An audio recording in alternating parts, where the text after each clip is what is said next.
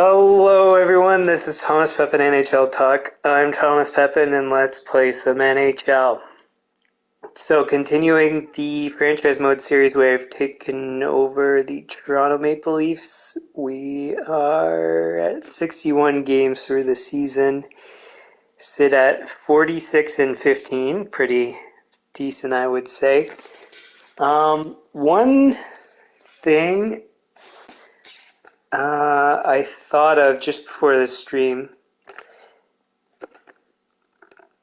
something I haven't tracked, but maybe it's of interest to anybody who would be watching. So we won the Calder Trophy last season, and I haven't been tracking, or sorry, the season before, I guess. I haven't been tracking how we've done in the AHL, but I decided to have a quick look, and actually we won a bunch of other trophies, and this isn't even including maybe some of the other seasons prior. So if you saw there were a number of trophies we won there. So anyways, just something I wanted to mention and show. Another piece of business. So the goal is to finish the season in playoffs, which is going to be super tight because typically I only get like 20 games done. So I might do a long stream to get everything done because I like doing a lead up with the playoffs as opposed to just doing straight into the playoffs. So anyway, so we'll, play it by ear, I guess, but we'll hopefully finish the playoffs too. And on that note, something that I forgot to do previously, like on some other seasons, but I know I have done on at least a few of them, is to just show again that I'm not playing on easy. I don't adjust it to easy just before the playoffs or something. Because maybe people could say I've been cheating. So anyways, just wanted to go through the settings just to confirm that I am in fact not cheating. Of course I don't. It'd be funny though if I don't win another Stanley Cup or we do really bad in the playoffs, that after having shown you and then not having shown you before, that it makes you think that I cheated. But we'll see how it all goes. And nice to see you again, CWFR. I don't even know what to call you based on that. One thing, just with your offer about playing Chell with you there, I thought about it, and I would like to. I just don't think I have enough time, so I'll have to decline. And again, I appreciate the offer, and I actually would want to. It's just I can't think of how I'm going to fit things, just with work and doing this stream and stuff. So anyways, just wanted to let you know that. So let me just close this here. And I should say thanks for tuning in again. All right, so I'm going to try to zoom through this regular season without screwing anything up. So hopefully we can get everything done regular season and playoffs, but we'll see, like I said. All right, let's go.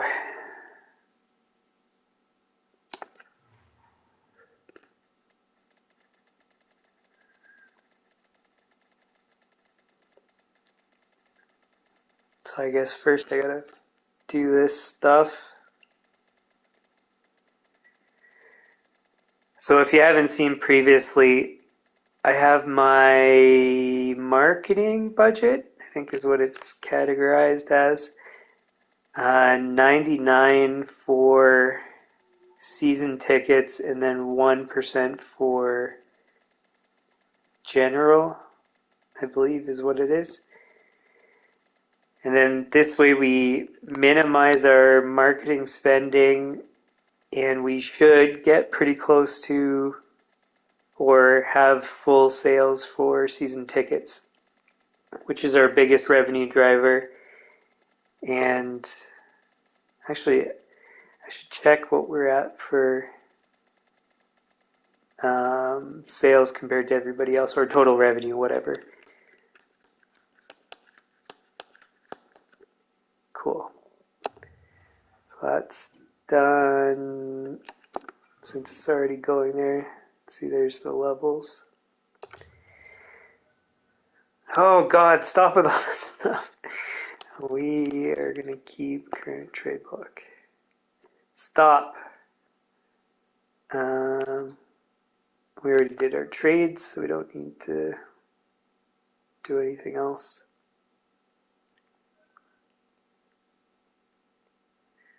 Connect me in a fifth for nothing important, I don't think. Okay, so there was something else I was gonna do, I thought. Oh yeah, revenue. So, that's last 7 days, so it's not that useful. So we're basically tied for first in revenue. And of course, since I'm still kind of learning this game, I haven't owned it for like 10 years. I'd say, and this is my first attempt at franchise mode, and I'm doing it live. So I'd say this is pretty decent performance. So total revenue is good. Game ticket concessions were first. Merchandise is where we're behind, which I don't manage, so that's actually, nothing I can do about that. Parking is us. So season tickets is where we're not getting enough.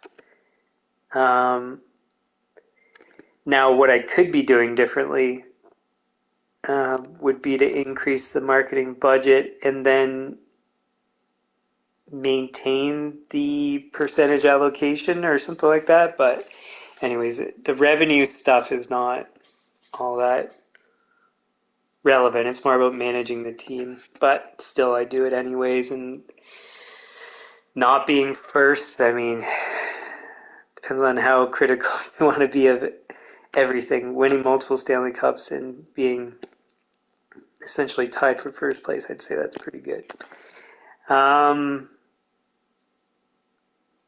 Yeah, and then so now we got to get back to the normal routine.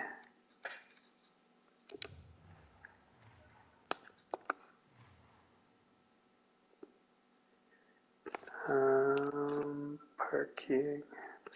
Oh, I think it's every time it's on the trade deadline, the game that takes place either on or just around. Like, look, there's no sales. How is that even possible? And then I won't do anything to the pricing, and we'll have a sellout next game. Stupid glitch every single season.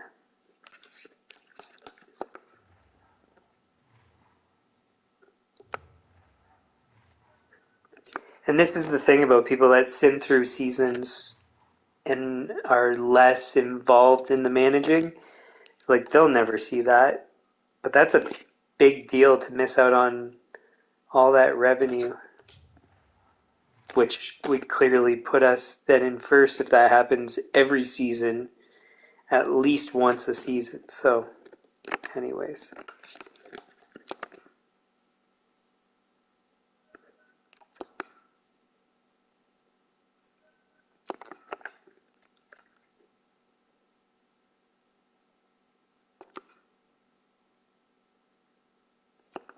So with those two wins, we're, I think, at our highest point percentage ever. And based on the title of the stream, I'm interested to see if we're going to set a new personal best for points in a season, point percentage, all that kind of stuff. Another thing I was thinking about before I started the stream was picking up another depth guy, but then I was like, I might as well just play the defenseman in a forward spot if we have multiple forward injuries. And then if we have multiple injuries in general, we've got some decent performing defensemen in the AHL that we can pull up. So I think we're okay, and I'm willing to risk it because our team's just so good. Torn hamstring. Jeez.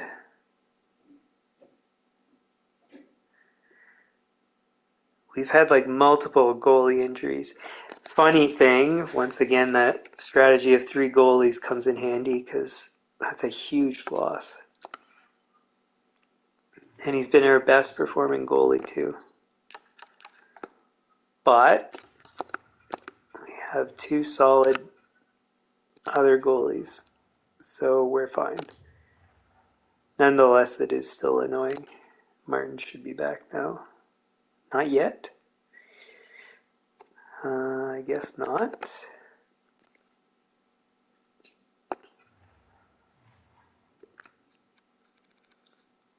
Yeah, nothing else.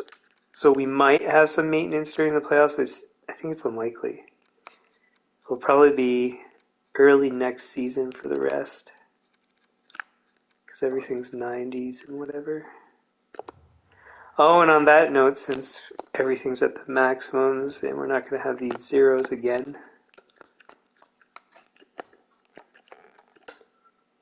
I can put these all up more. I just forget which things we just did though. So lower bowl can go up. I think that's it.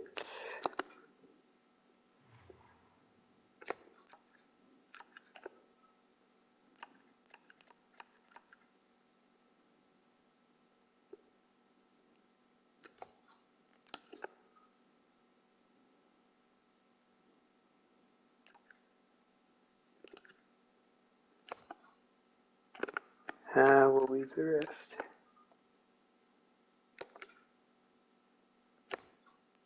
Hey, didn't we upgrade something? I could have maybe optimized the pricing better. I don't know. Anyways. No big deal. Oh, so he's supposed to be back this game, but he's taking the full amount of time.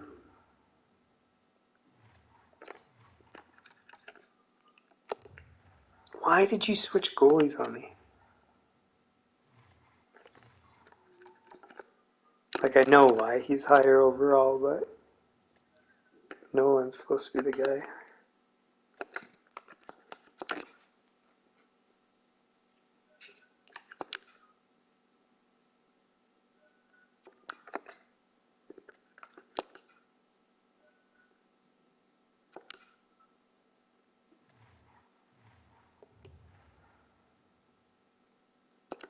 Another one, 50 and 15. It's a pretty stellar record, I would say. Okay, so now we can put Martins back in. How did Kraus our pickup do? 1 point even. Perfectly happy with that.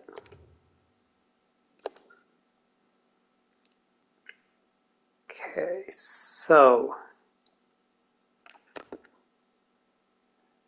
41-54. So Erickson goes here.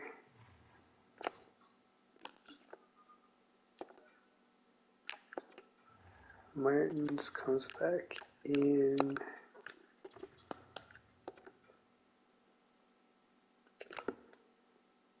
$55.50.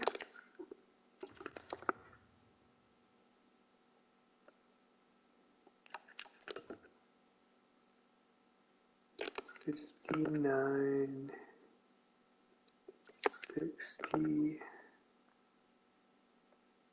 that 94?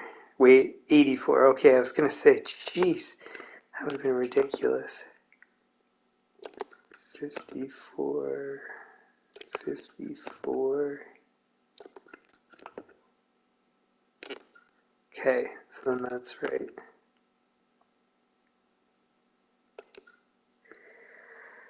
Okay, now what else do we have here? So Gamble goes down, Chiarelli goes down, Martins goes there.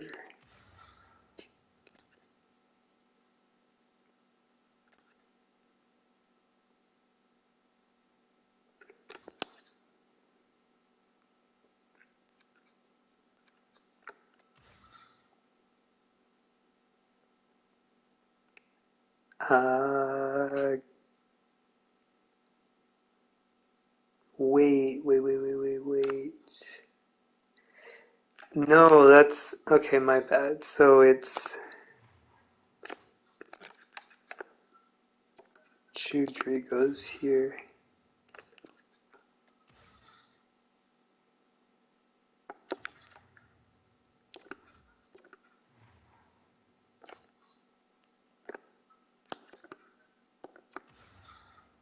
Gamble goes there.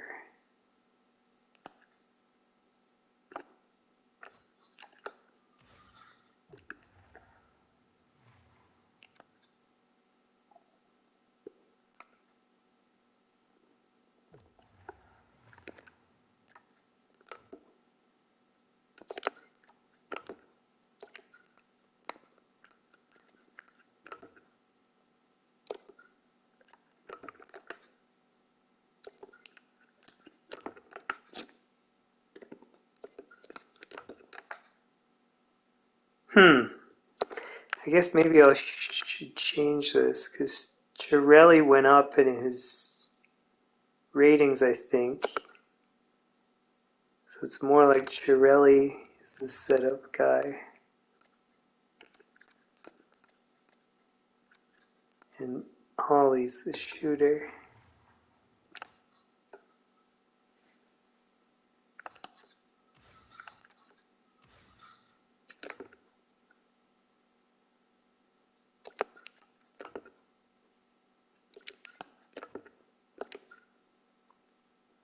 And then if that's the case, why don't I move Chudri up?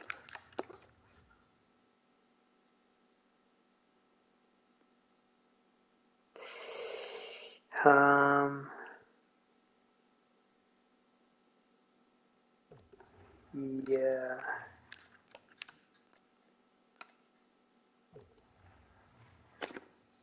Yeah, let's do that.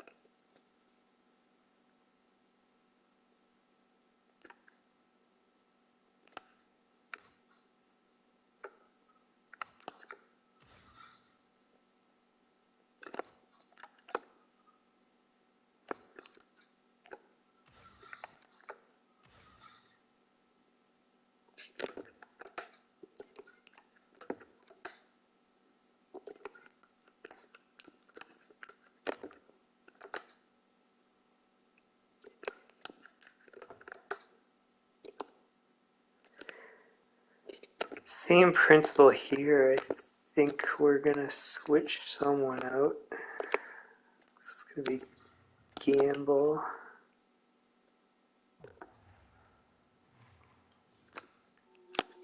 Nichushkin for these.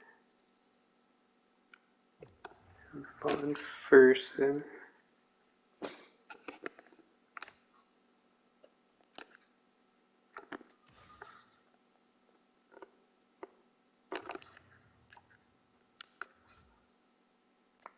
Gomez shoots right.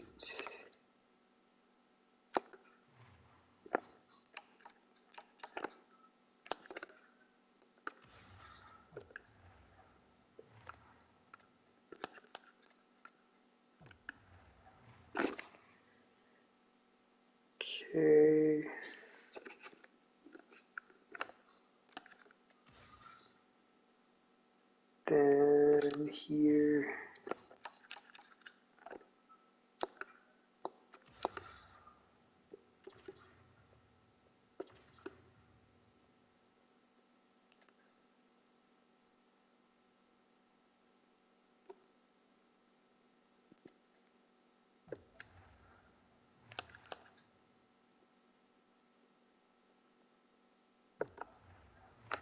Oh, and I should have it the same on the first one. Wait. No. Because I think... Yeah, so Judry's still better on puck skills. Okay.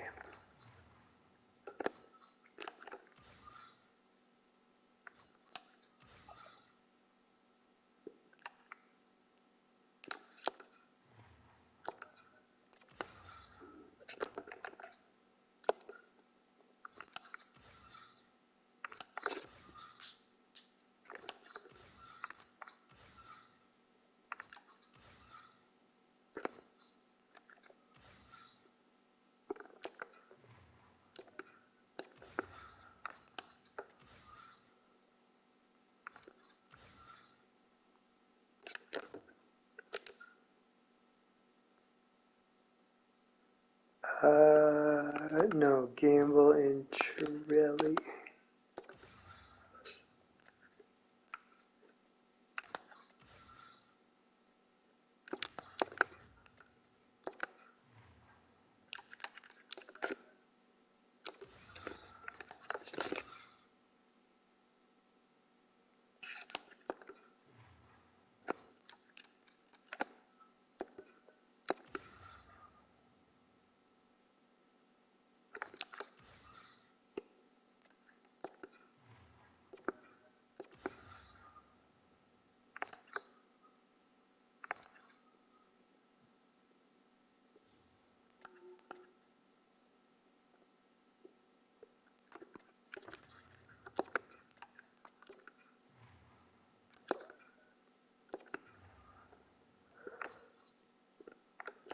Okay, I think that's it.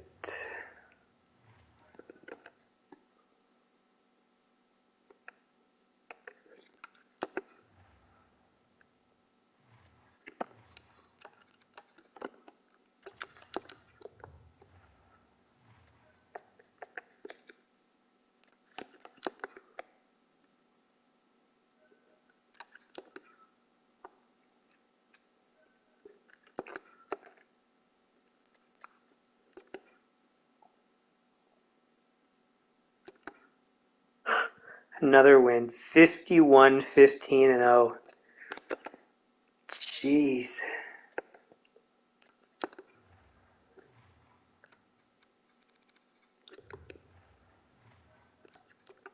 What's the record for Boston?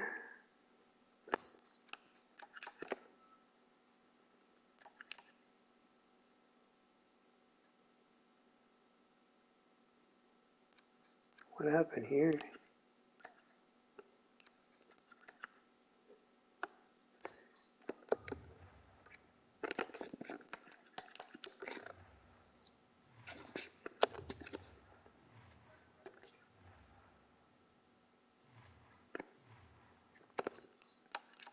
Like, we'd have to go on a crazy tear in order to beat Boston's, I'm pretty sure.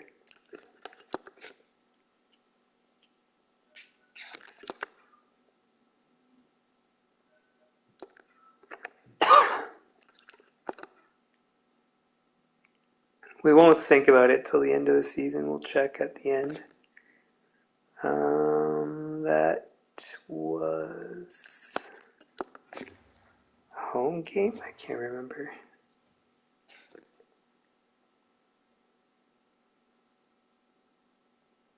Yeah.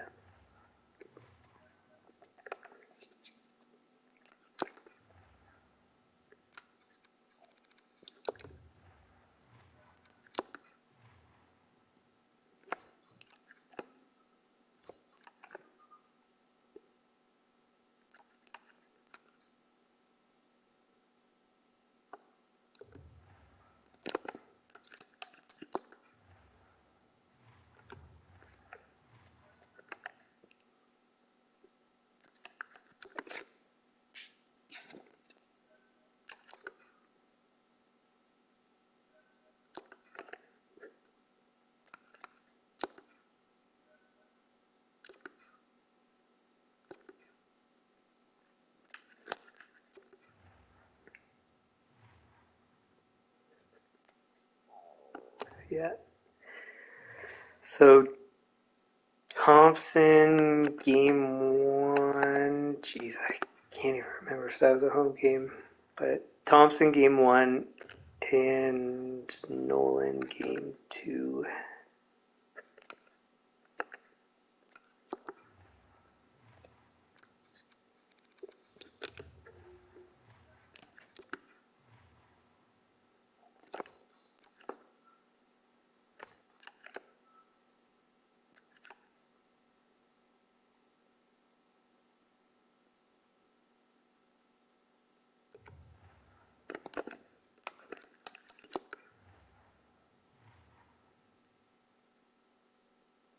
The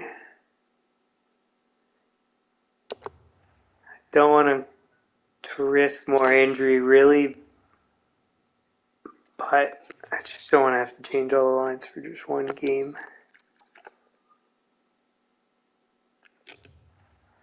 So we'll risk it. Again, I haven't seen yet where from playing a guy he gets more injured. So maybe it can't happen, doesn't happen in the game. I don't know, but like I said, we're just going to risk it because I don't want to have to change all the lines.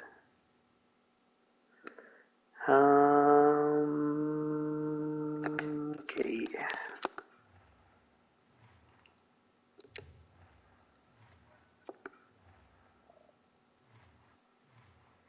And you know what? I was just thinking this.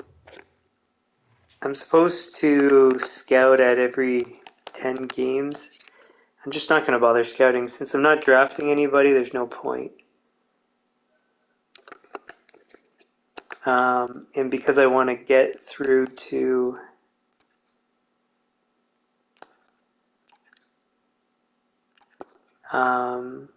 get through the playoffs just to save the wasted time. So I'm only drafting if there's a franchise player and there isn't, so then there's no point in scouting.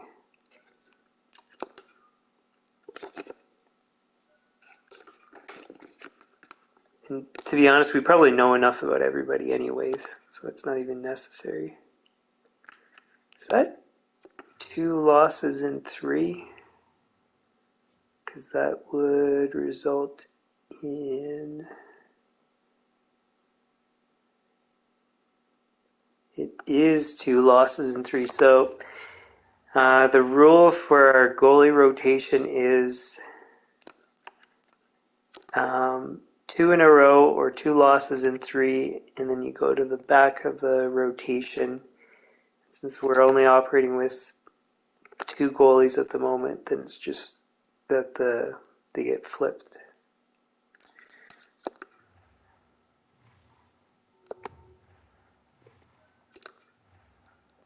So Thompson comes in, and Nolan goes to backup.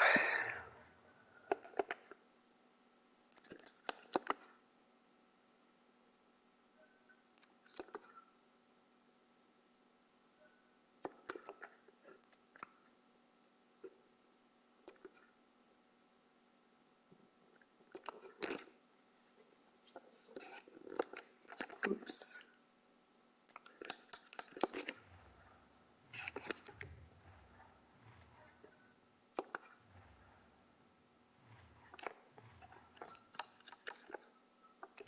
Seems like Thompson is playing better as of late.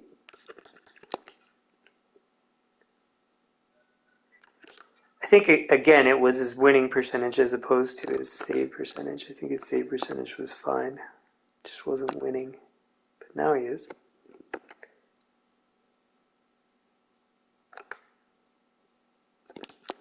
That was an away game, I think, right? Yeah.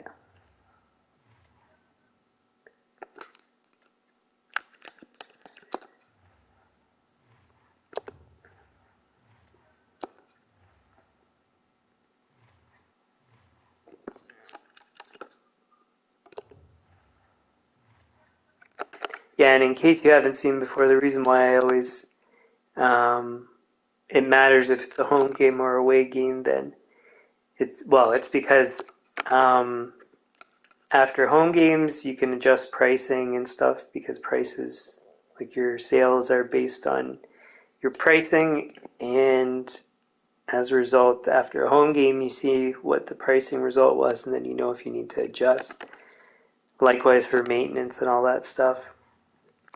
Whereas away games, maintenance doesn't change and pricing doesn't need to change because so you're playing away, so there you don't control the pricing there.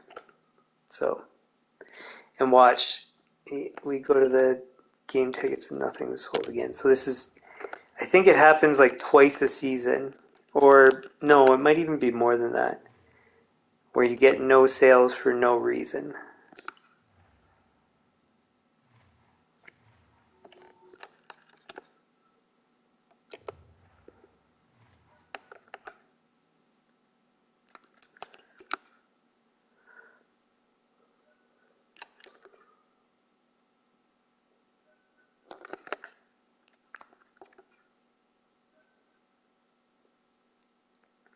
April 2nd. It's not crazy far away, but it's annoying we have to do all these line changes. So, who goes there?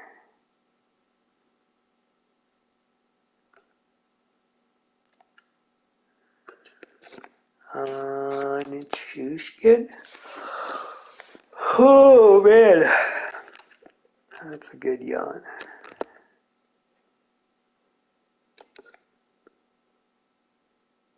Because Judry can't play on the first.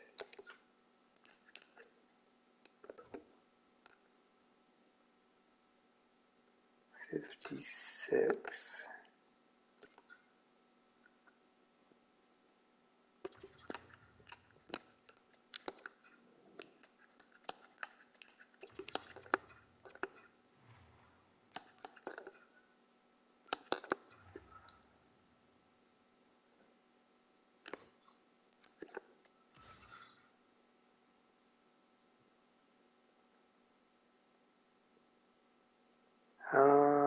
What do we do here?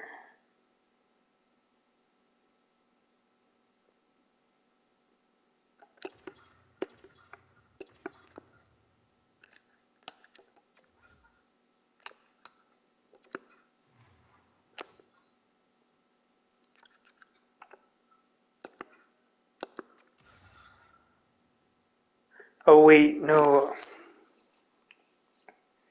Nichushkin has to play on the second power play, so he can't go there, which means it has to be Gamble.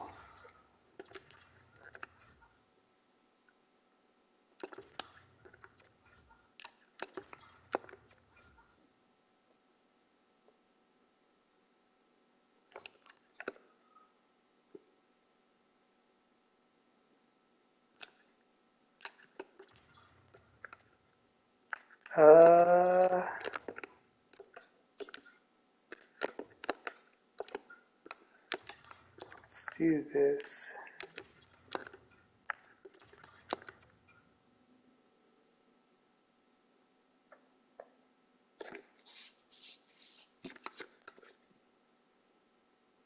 He shoots right.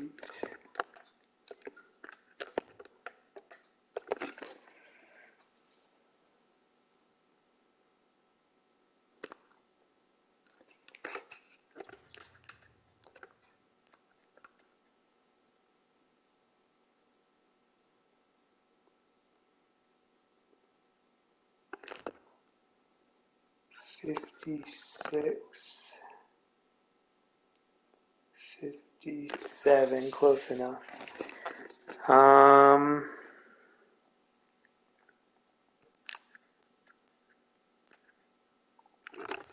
Yeah.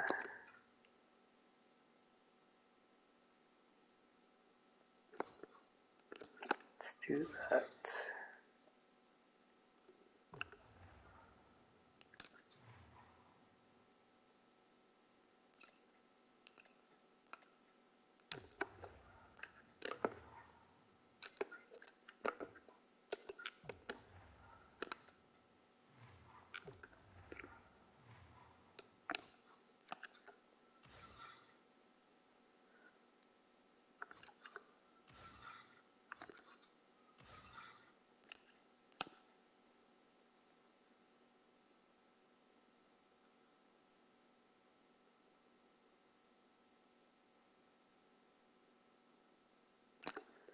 think I've been doing this wrong.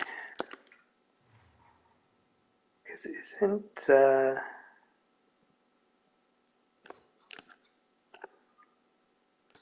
Hronik supposed to be here?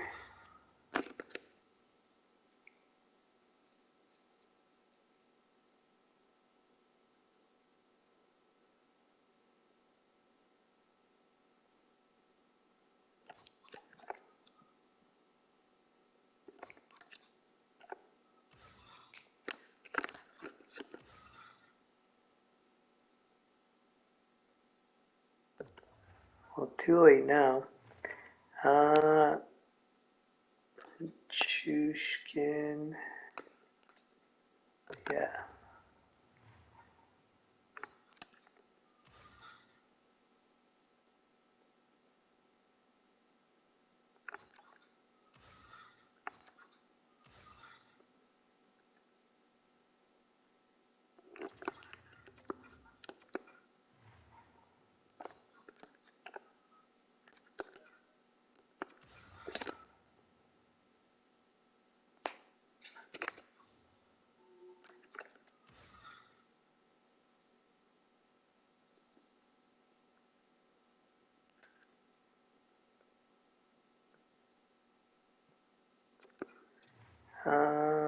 This is supposed to be Gamble, I guess.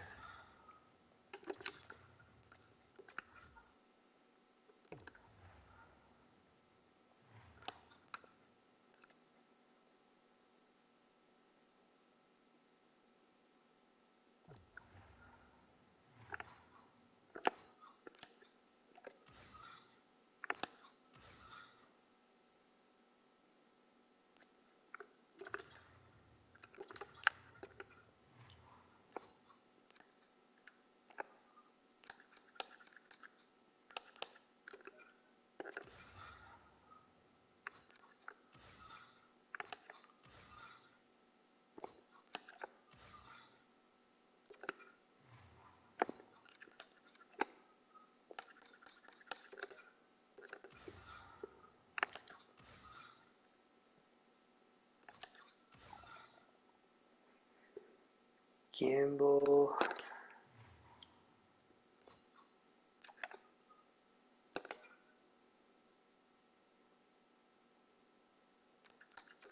Actually, we'll go Chudry.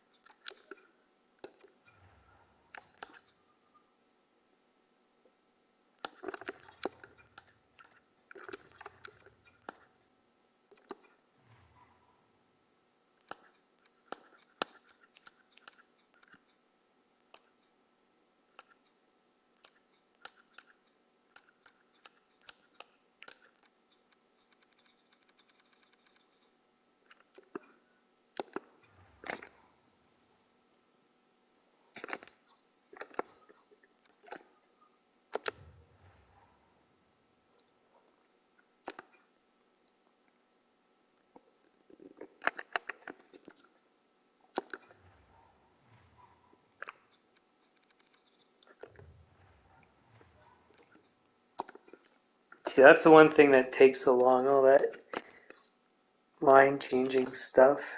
It's annoying.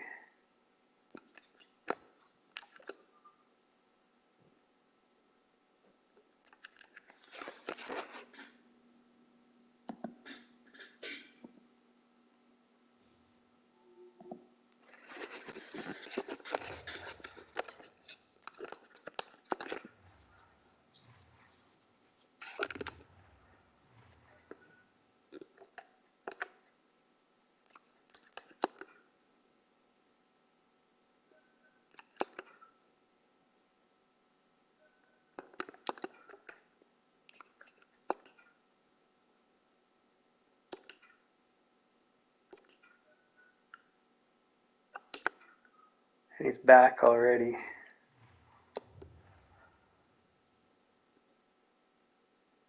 Is he fully healthy? He must be, actually.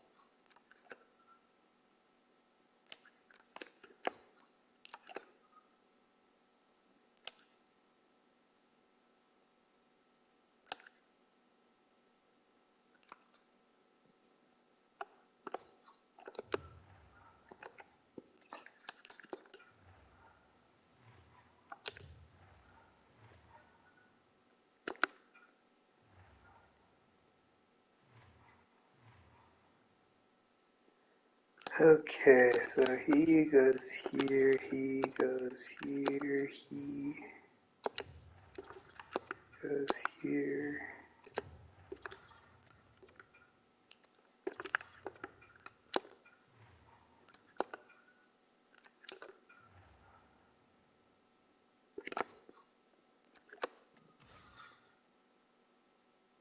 How annoying. Okay, so Torelli goes down.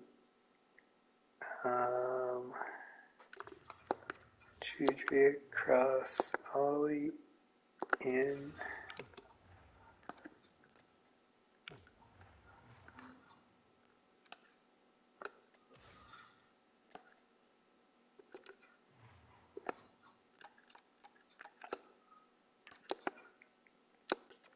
So I guess that's what the difference was, is I left Lundell in and it should have been Hronik I left in, but that's alright. Here, what do we do? 36 goals, 37 goals, 31 goals. How can you have three guys on the same line with 30 plus goals? Like, that's just ridiculous. So he was the lowest.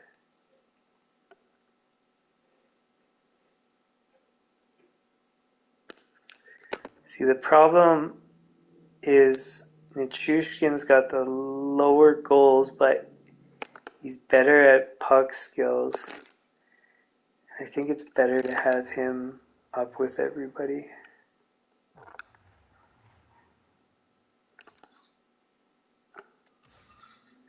Nichushkin, Von Fersen, Gomez, the right shot.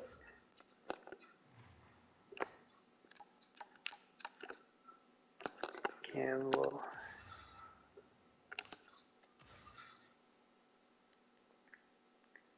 Chiarelli goes here.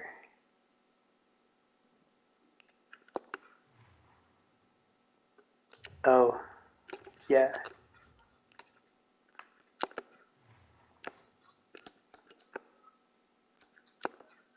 Ollie goes here. What's Chiarelli at for goals? 24.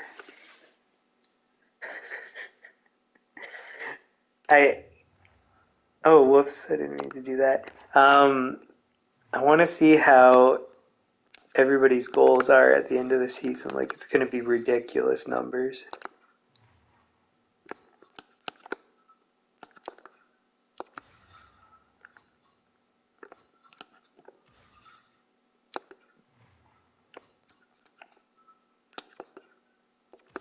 Like, it's already pretty ridiculous.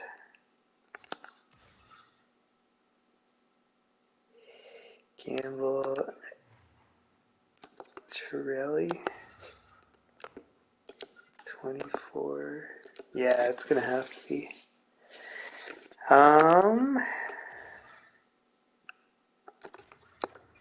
Whoops.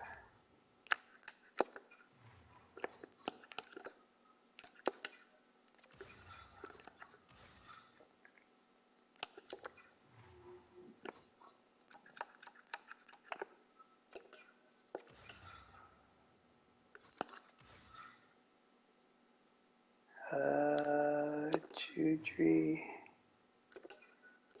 Shushkin.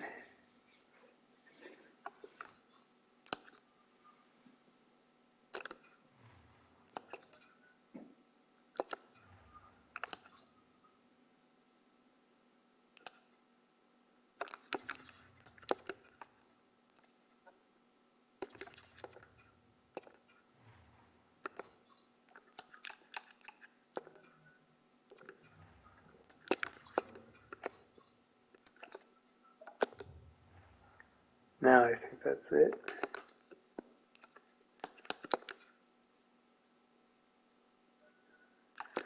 So yeah, it looks like we'll be able to do playoffs and finish the season because we don't have much left. But we'll probably go over time for the stream, and that's okay.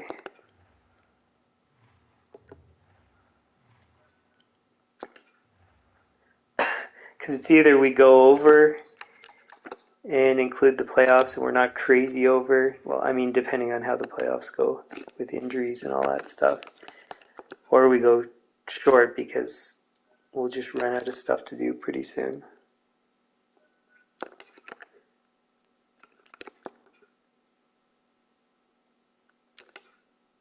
$60, 17, and 0. That's pretty nuts.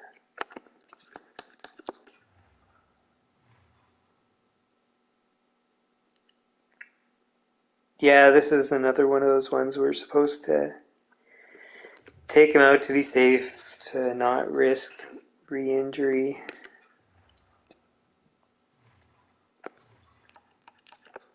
Or extension of the injury, but we're just not gonna. We're gonna risk it because I don't want to do all the line changes.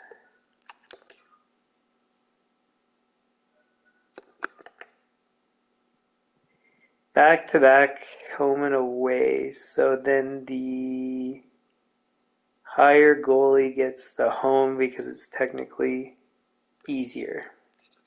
So then it stays as it is.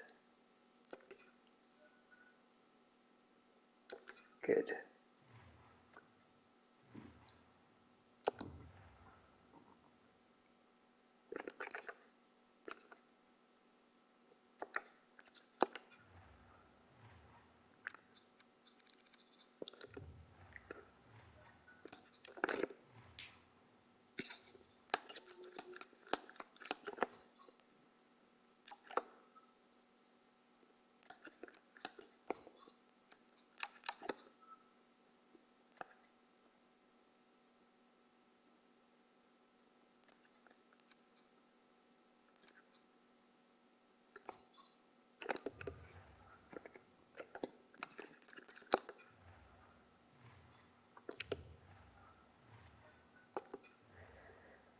So it looks like he's back either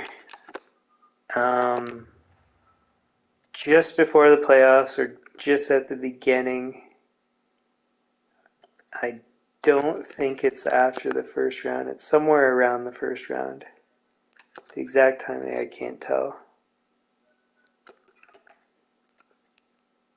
Yeah, it should be just before the playoffs actually. Hey, our first OT loss. 61, 17, and 1. How weird is that? It takes the whole season for us to get an OT loss.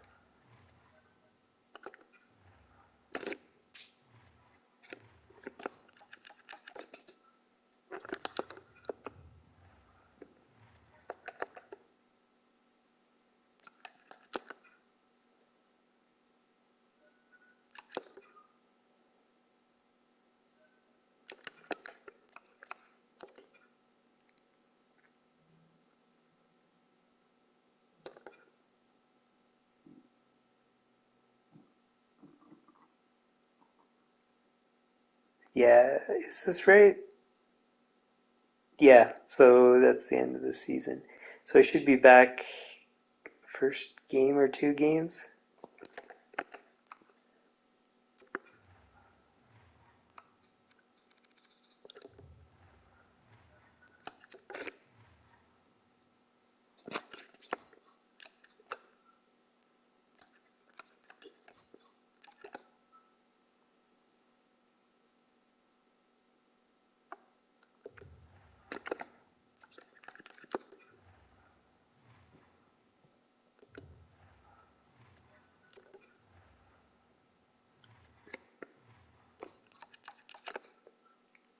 Now the one problem is starting the playoffs fully healthy is great, but it almost tells you that for sure you're going to have injuries because the game's not going to let you go healthy.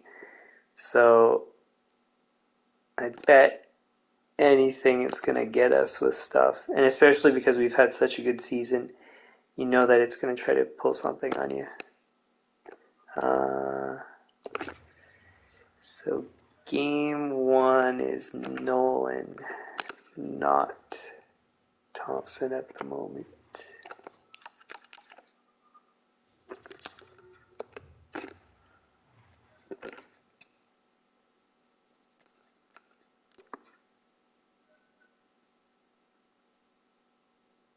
'17th.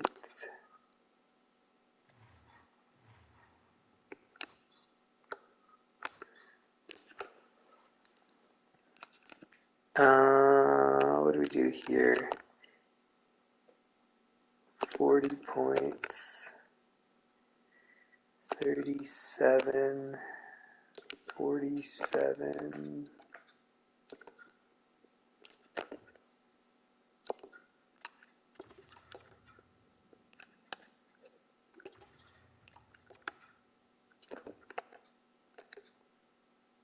Oh, yeah, you don't fit there, so we'll have to do this.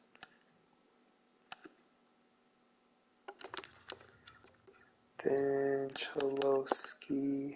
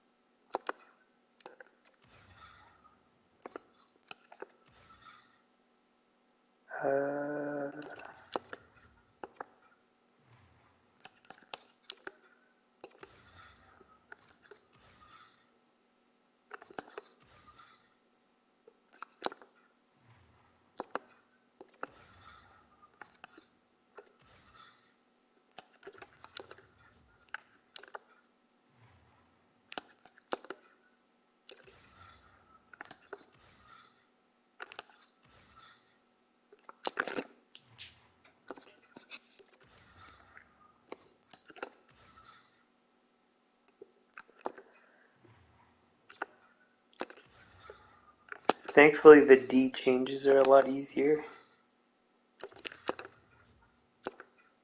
Because there's fewer changes than... Oh yeah, this stays here. Fewer changes and it's easy to remember who goes with who.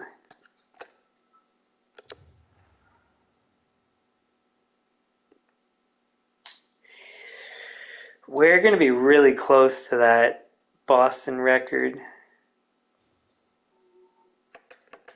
Really, really close. I'm going to have to look that up once we're done.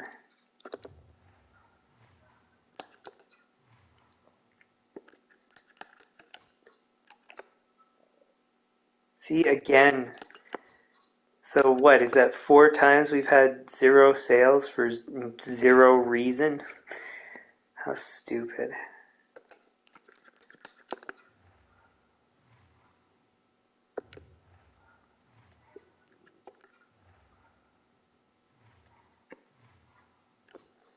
Okay, so yeah, I think we do have Pessinen back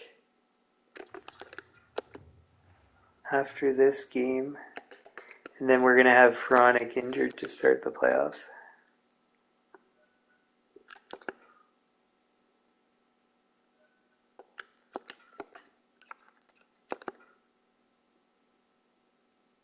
Whew, another win. Okay, so let's see how close we are to Boston's record.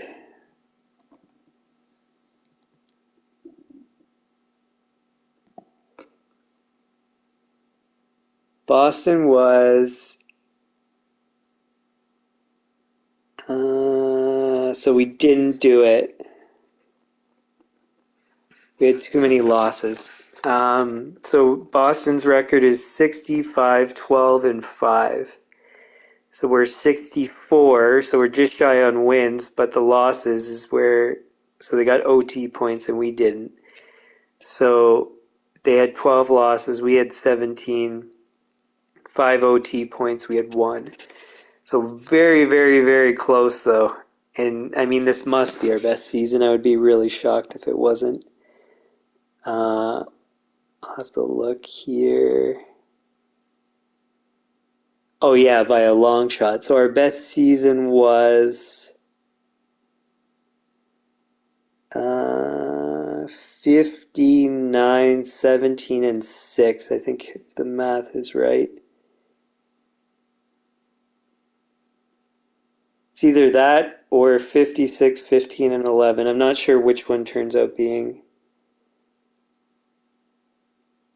the right one,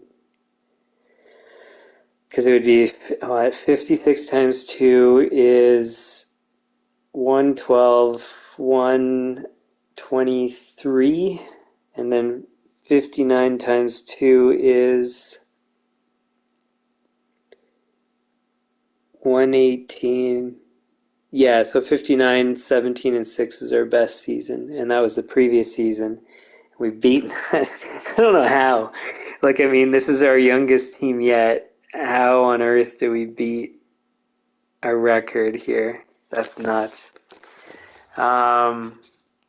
Geez, 129 points. And like, just think though, okay, like I don't know what the game's gonna do to us in the long run, but we have this young team that should be together for a very long time, like pretty darn close to 20 seasons, depending on, the finances of keeping the team together, but we should be able to keep together most people, and we just had our best season yet. Like we might we might have seasons with like 75 wins or something stupid. And remember, like I showed you at the start of the stream, this was um, the hardest level for everything, and we're just like dominating. Penalty kill's not the best, though. That's a bit concerning going into the playoffs.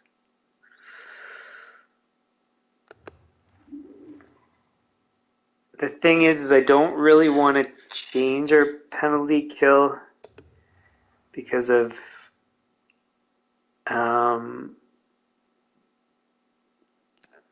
minute allocation. Was that a home or away game? I think it was an away game. Yeah. That's. I feel like I should, but I think what I'm going to do is just monitor our performance and decide. So if we start struggling or need like a boost of some sort, I might change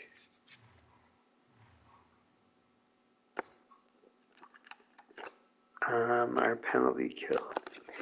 So I think it's going to go Thompson, Pessin, and Nolan. 914, 22, and 5.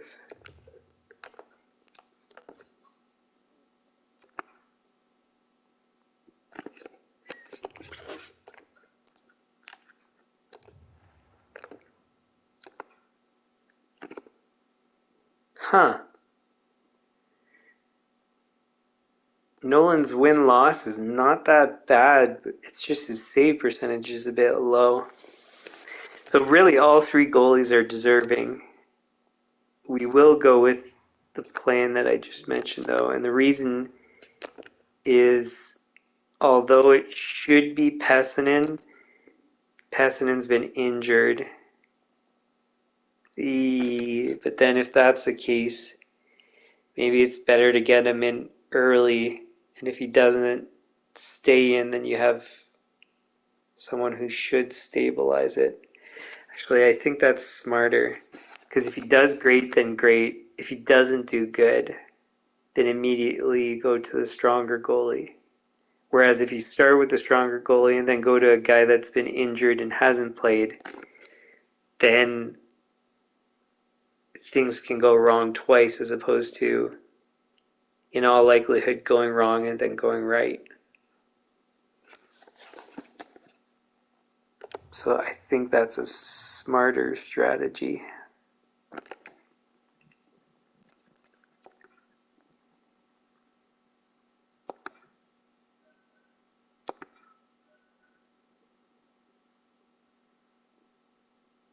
Well, I wasn't expecting us not to hit that. Look at the team we're playing against. They made the playoffs and they're 37, 36, and 9. Like, that's a brutal record. The thing is we clearly have been stealing a whole bunch of the wins that were available. So, and they were in our division. So it's not surprising in that regard. I don't think I'll preview this series. Basically, we're supposed to dominate. And if we lose, it would be stupid and shocking. So I just don't think it's worth it to preview. Double check about our goalies, save a duplicate, and then we'll get started on the playoffs.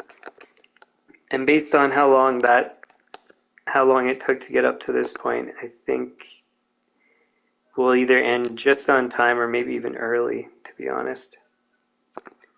And again, we skipped out on scouting, but since we're not going to be drafting, it just doesn't make any sense to do.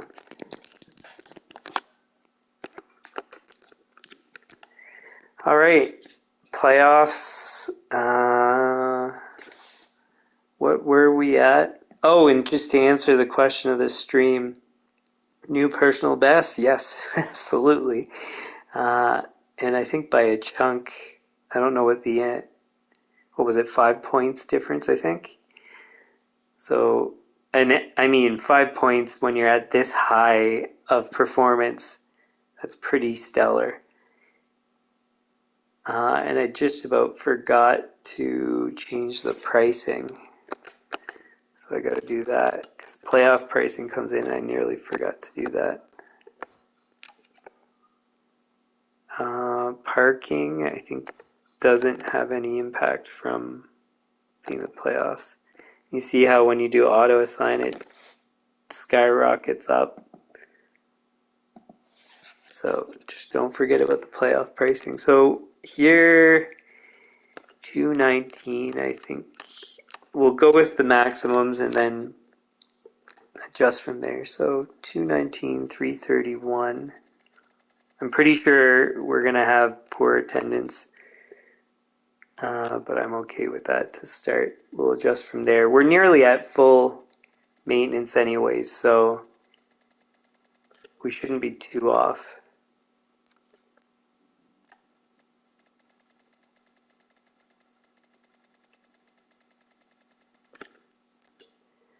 All right, 219, 331, 432, 547. That's correct.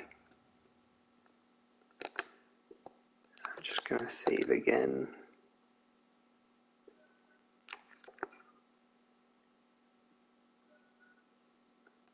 Let me just make sure I didn't forget any other important things.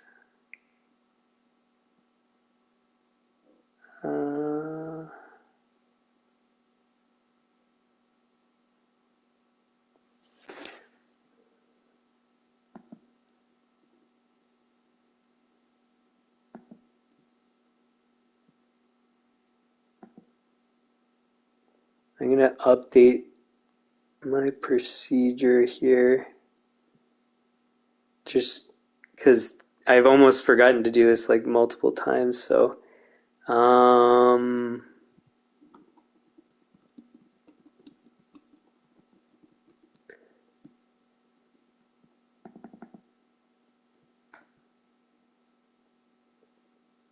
actually, let's change it to that.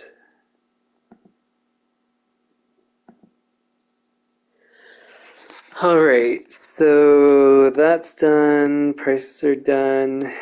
Injuries, there's Hronik's still injured, right? So he comes back after game one, it looks like. Goalies I sorted, lines are fine. Okay, so we're good to start. So just before we have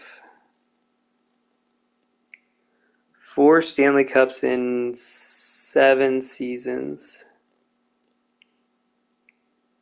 And we're aiming. Oh, well, we just got another President's Trophy. I guess I should comment. But I think that was already obvious. So we're 7 for 8 President's Trophies. And then now we're seeing if we can get to 5 for 8 Stanley Cups. But I'm not holding my breath. Because again, this is a young team. In all likelihood, we won't win.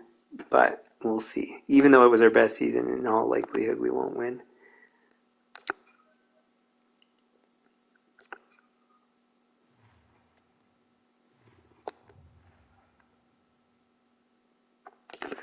Shutout. He comes back from injury and gets a shutout in the playoffs. That's pretty darn good. And we have to trade him at the end of the season. How frustrating is that?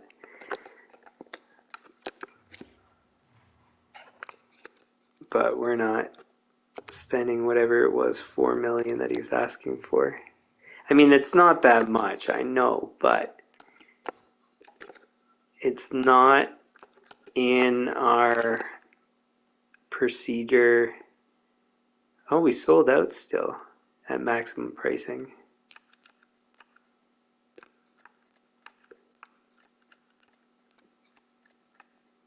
Surprised.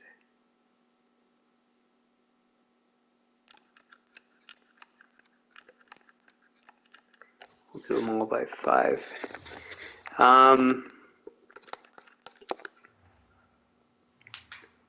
Yeah. Maybe down, like, I guess maybe with inflation, to be honest, we should be considering spending up to that much on a goalie. But see, because we're overspending on those guys that we're signing from free agency. Maybe once we get to back to full assets in terms of like draft picks and stuff, maybe we'll not do depth guys and allocate that money to goalies, because then we could afford it. It's just I still don't see a good rationale for spending so much on goalies when if you have like this crazy good team in front of them, what's the point? It just doesn't make sense.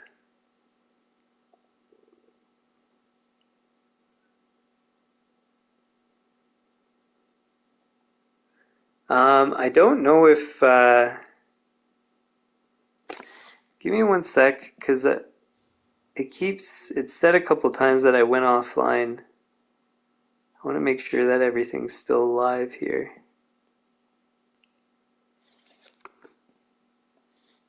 Sec, because yeah. Okay, so everything's supposed to be okay. It said that my internet cut out a few times. That's weird. Yeah, anyways, long story short, I'm just kind of debating on allocating, didn't I just do this?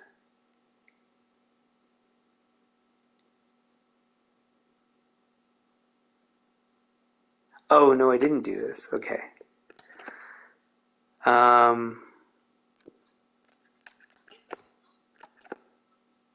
Yeah, allocating less money to skaters and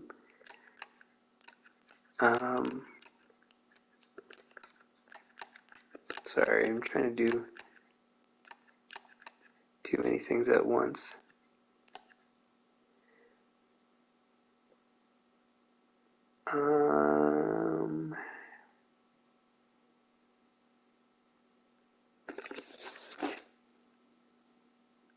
Wait. I gotta record all these updated pricing. Whoops, that's the wrong thing.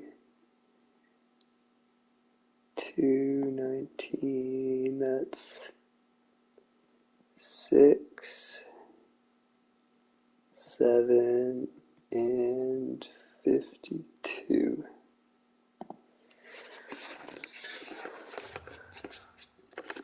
Yeah. Anyways, so all I was saying is just changing what I'm spending on different people, but I don't know. I still feel, and it's like I demonstrated, well, at least in the video game, that as long as you have like a decent goaltending group and you follow the strategy, like the rotating strategy that I mentioned, and you have like this dominant team in front of them, and it's been proven in the NHL, like Vegas just won with a very mediocre goalie. I think it's been proven that this strategy makes the most sense for optimizing your cap spending. Whether people disagree, whether people agree or disagree, and if necessarily for sure it's going to work in the NHL, that's a different story. But and just to pause, so because we're up 3-0, we're against a team that's in theory supposed to be pretty weak. I think it's a very good time to get another goalie a start. And if we lose this game, then I think I'm going to go to Nolan the next game. And then if he loses that game, we're still up 3-2, then I go back to Pessinen. Maybe it's a risky strategy, just get the series won, but I think it's wiser when you're up 3 games to get somebody else in. And I know that playing around with goalies got us to lose in Game 7 on the first season, but I'm okay with risking it. Our team is just so good that I don't think it's a major risk. So we lost. But yeah, like I said, it's a risk I was willing to take. And I mean, if we lose in 7 games, as a result of giving other goalies starts, I mean, and then going back, so now we would have to lose this game. So we lost the game with Thompson in net. If we lose a game with Nolan in net, we have to then lose 2 more games in a row with Pessinen after we won 3 games in 3. So, I mean, if that happens, like, well, what am I supposed to do? Okay, so good. So, because of this, I'm going to put Nolan as the next goalie up. Thompson got an attempt, and on top of it, Nolan got a shutout. So, and Nolan was the guy that won us the cup. I think I'm nearly certain he was the one that won us the cup last season. We can check that, anyways, and I will check that after I do all this stuff.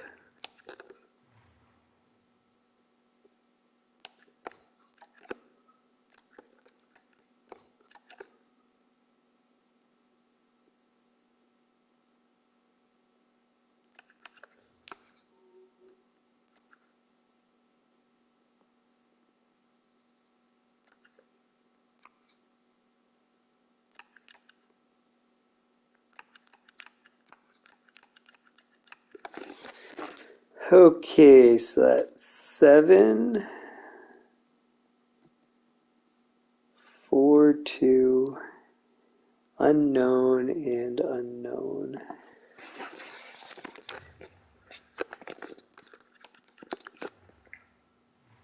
So still fully healthy after round 1, which is good news. We're going to go and put Pessinen back in. Oh, we want to see about who was the starter last playoffs. I'm nearly certain it was Nolan.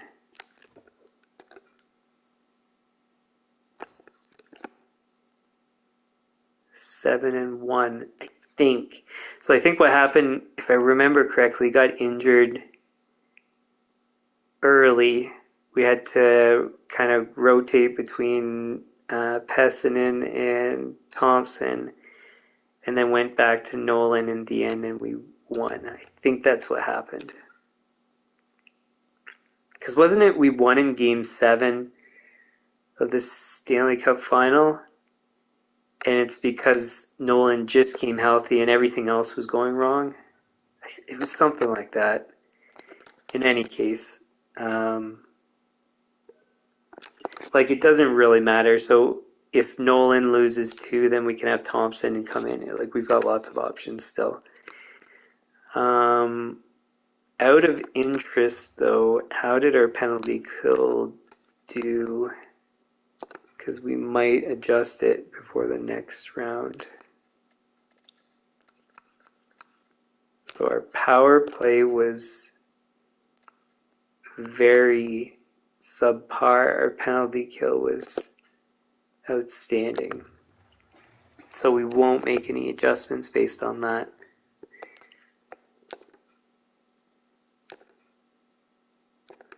It looks like we'll get a few days break. I mean, no injuries, but still good. It's a pretty tough matchup for round 2.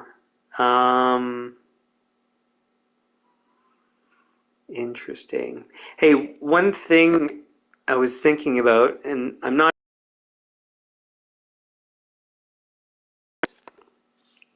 So I know in the NHL, if you bring up a guy during the playoffs, it doesn't necessarily impact the use of a year of his contract. I should maybe look that up while I'm on the stream because it's an interesting thing because we've got 2 guys we could pull up which would make us crazy, unbelievably deep. I don't know the rule on that. Before we do that, though, I'm going to preview this series, and then we'll try to do a quick research of that on my laptop and see if we can get an answer. So we want from here. So it'll be regular season comparison. So Boston finished 5th in the league. It's a pretty tough second round matchup. Our goal differential was, what's the math on that? 1.64, if my math is right. And then theirs was 0.41. So like, what did I say it was? 6. So we're over, I think it's like what, 1.2 goals per game differential better. It's like a huge gap. Power play is noticeably better. Penalty kill, they're better than us noticeably.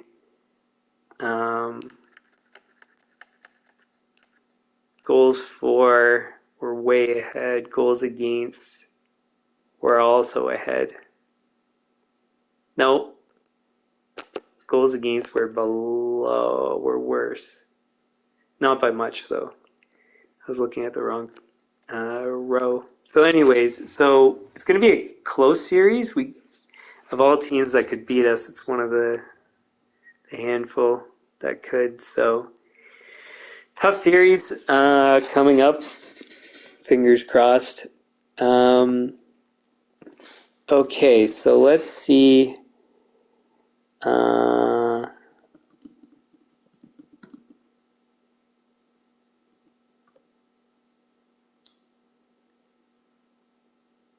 ELC slide playoffs.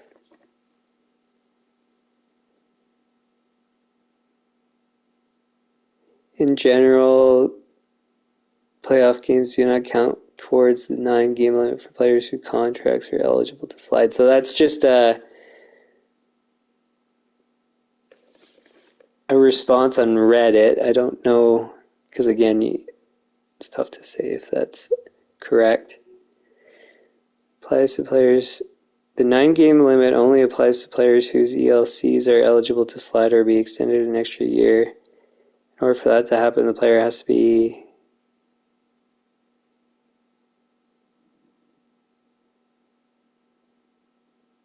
in general.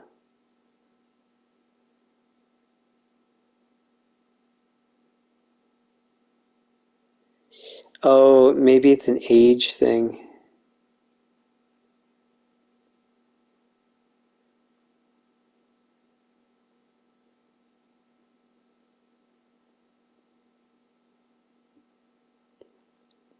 Okay, so apparently, another person commented and said that they do count towards the games. So none of those players have been used during the regular season. I don't really care if this is perfectly accurate because it kind of answers the. So I was just wondering if it's how relevant it is, and in this case, it seems as though it is, and it's not even worth playing around with, to be honest, because our team's deep enough as it is. So, anyways, this guy says that Sam Bennett in 2014-15 played one regular season game and 11 playoff games and burned a year of the entry-level contract. So because I don't really need them, like if I had like massive injury problems, then I would risk it because in all likelihood they wouldn't need to. Well, at this point, since we've gotten this far so far, they probably wouldn't have to play the number of games. So it just seems like there's no little benefit and big cost, so it's not really worth it. But anyways, let's get back to the playoffs. So we lost game one, which is unfortunate. Not a good start.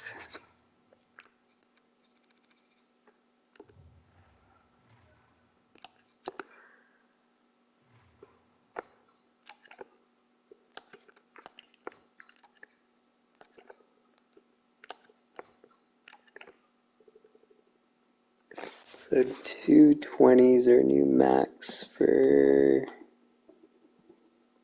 upper bowl, lower bowl, 339, 447, 562.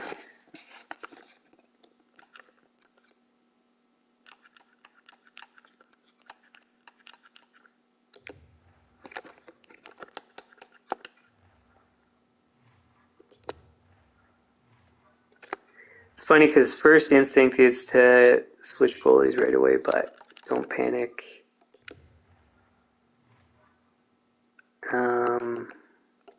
It's just one game. He won 4 before, didn't he? No, 3 because it was Nolan that won the game to clinch the series. 9-4. That's a lot of goals against, but hey, it's a win. I'll take it. If he loses this game, though, then we're switching to Nolan.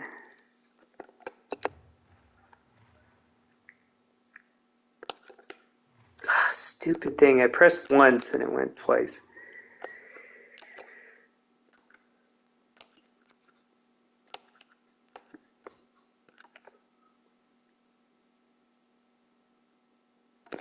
Okay, so 340 should be optimal. We're still going up with the other ones. So 452, whoops. 52 now, and then 567.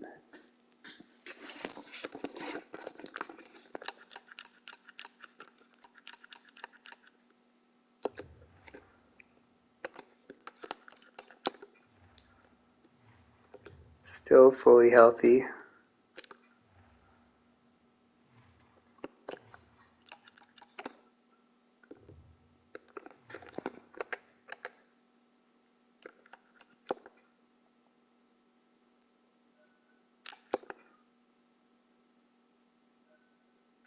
Gamble got a hat trick. Alright, so Pessinen's only had his one loss there. Maybe it's because we switched to two different goalies, two other goalies. After he won 3 straight, maybe he was a bit cold, if you want to make that argument. So that was what? So that was an away game? Yeah, okay. Now this one, though, I'm not going to mess around and play another goalie. If we're up 3-1, it's just not worth the risk, because we'll just, if he has to come in and play, then we'll play him. But don't take that risk on before you need to.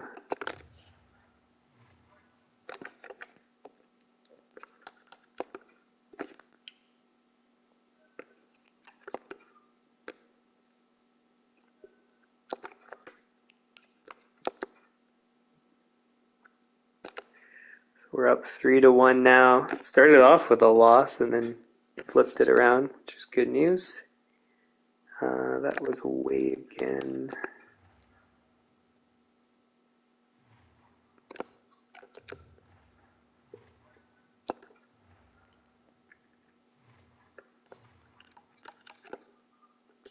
So far, so good. I'm not like, well, we saw, what was it, 9-4 was the win?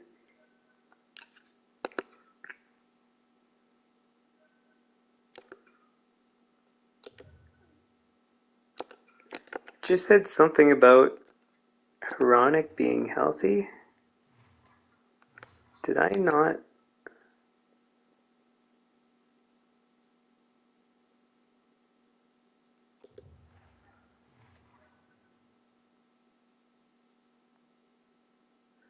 Have I not played him? And he's been healthy? I forgot to put him in. Oh, whoops. Definite whoops. Now what do I do? Whoops, daisies. How's Grolo been doing? Okay, well, not bad anyways.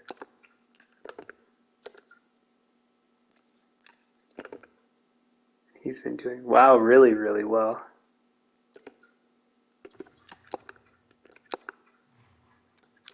God, that's the thing about,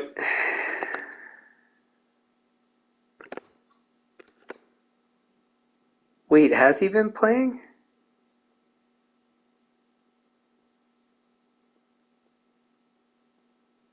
Or did I, no, I just completely forgot to play him. God, that's sad. Whoops. 48-71. 48-78.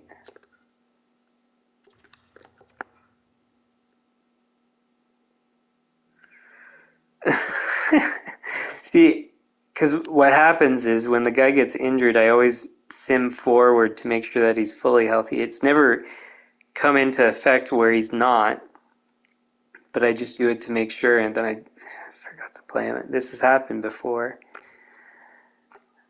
Maybe I should just put them in right away, and I don't know, so I don't forget.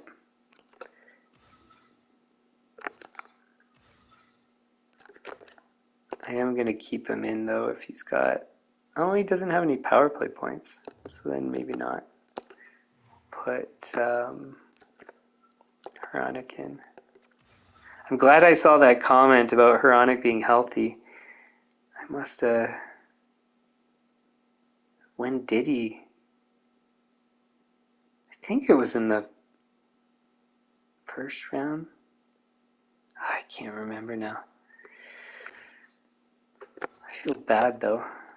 Because then, I mean, this hasn't been perfectly representative of how we should have done. Because maybe we would lose if he was playing. In theory, it would seem unlikely, but anyways, still a whoops, but whatever. Okay, so here, oops.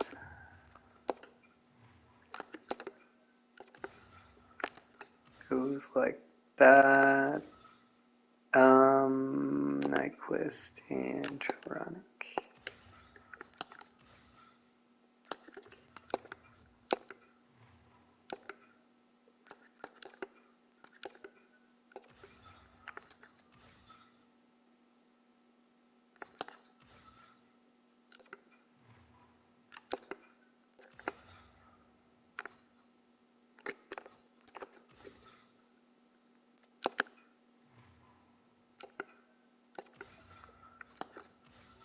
See, this is the thing. So, like, in theory, I could go back to the point where we last saved and he was healthy, or when he was about to become healthy, and then re-sim it. But I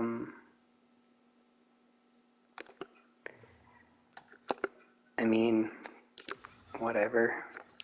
We were winning with a lesser team, so I don't know. Maybe technically, I guess for accuracy's sake, I should do that. So the whole reason of saving after each game is in the case that you forget something. So when did he become healthy? May 10, it says. So when was...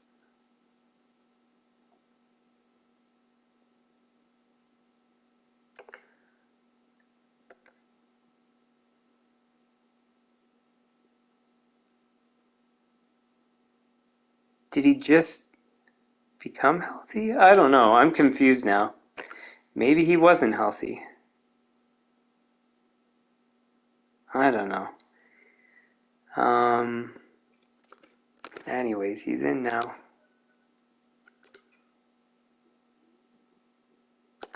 We lose with him back in.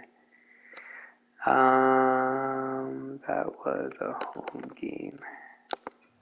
It'd be so funny, though, if we lose the series now with a better defenseman in.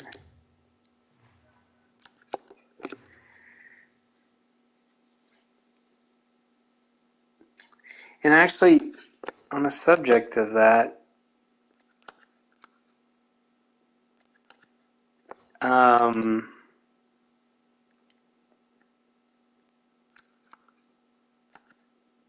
give me a sec.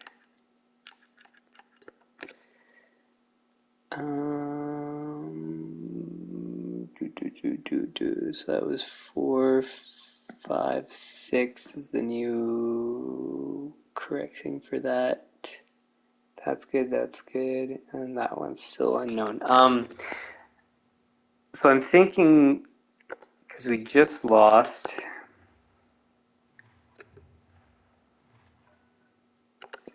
the problem at the moment, but Pessinen's gotten all the wins. I'll I'll save first and then I'll show you what I mean here.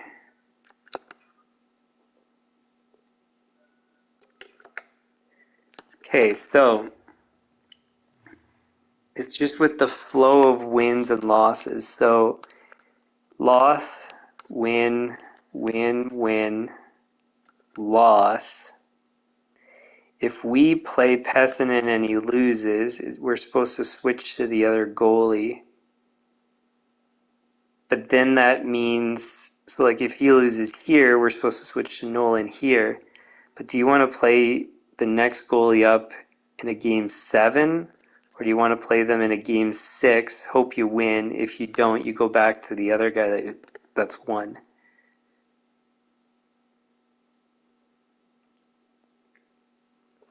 See, that's a tough decision. I think I might have just convinced myself, though. Because you take him out of a game, you're just giving him a rest. In theory, you should be able to come back in and win the game 7 because he's won the other games. And this other guy that's been resting, yes, he's been resting, but he should be rested to go and win.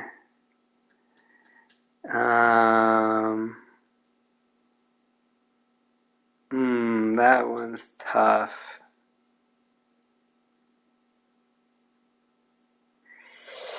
So just because of the flow of games, I'm actually going to go and switch the goalies. This might be the wrong call, but it can't be wrong is the honest truth because, well, I just explained it there. So if you play Pessinen and you lose, then you have to go with a cold goalie for a game 7. Based on my strategy, you could also just go back to the same guy. But if you play a cold goalie in game 6 and then go back to the warm goalie in game 7, you're still giving the warm goalie a second opportunity to close the series. You're also giving the other goalie a chance to, well, he closed out the previous series, or well, previous round. So also, because all the goalies have contributed to the season, I think it's fair. If I lose the round, whatever, there's nothing. I think this is the smarter decision anyways. Injured foot, that's not going to be relevant if we lose. Or, well, if we win, well, it won't be immediately relevant. So I'm just going to fill with that defenseman for now. Temporarily.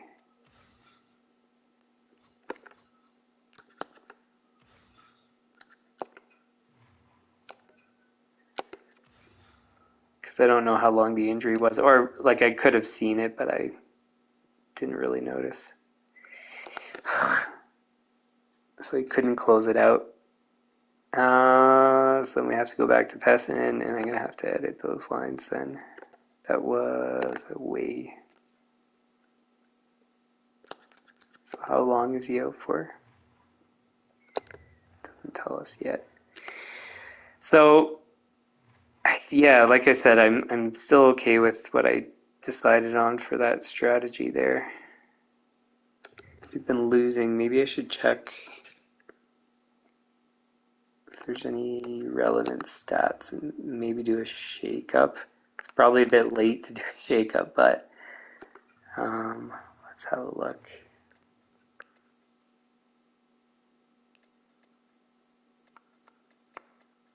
Power play's been fine.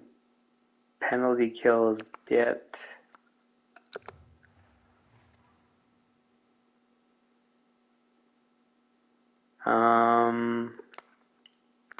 So we'll consider that for 1, the penalty kill. Ollie Campbell's on line 2, I believe. Martin's on 1, Gomez on 2, Von Fursten on 2.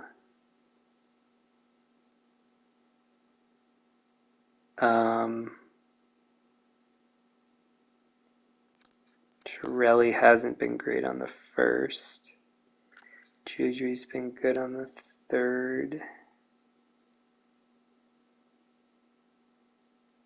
But in any case, the only thing you would do is maybe move Gomez or Gamble up to line 1, and Chaudry up to line 2.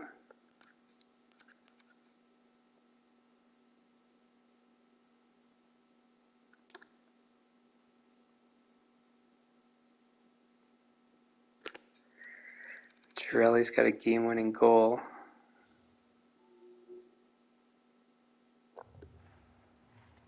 So really, there's not much to change if we would, except the penalty kill.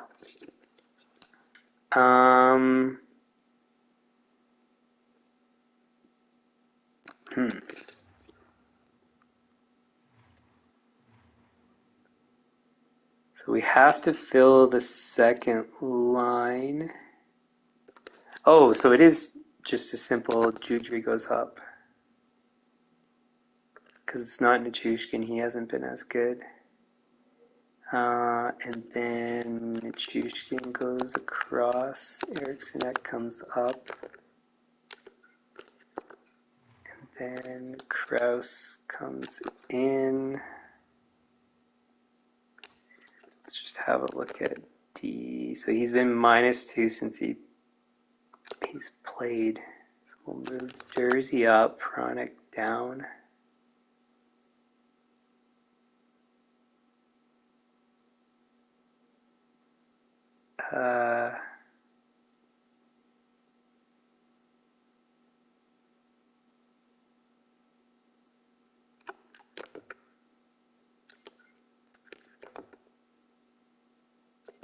Six, 7. Okay, so that's one change. Chaudry's on the second line now, so then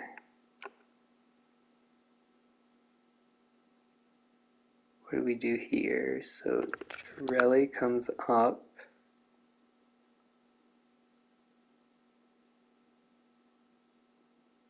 Nyquist and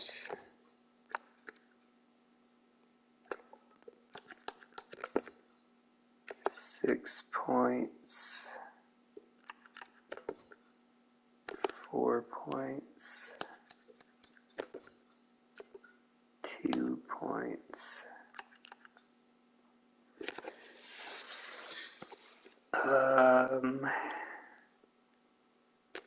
I don't think any defensemen have played better. Doubt it, at least. Wait, Provorov maybe. 7.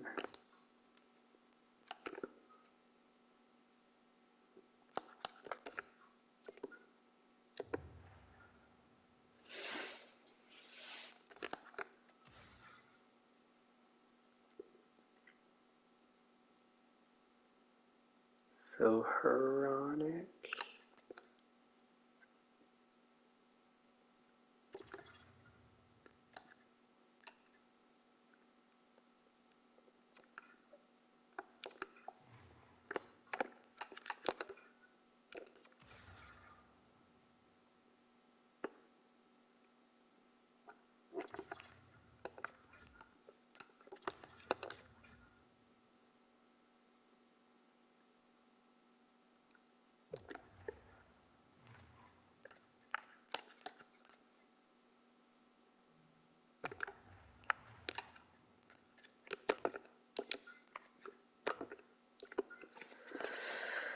Okay,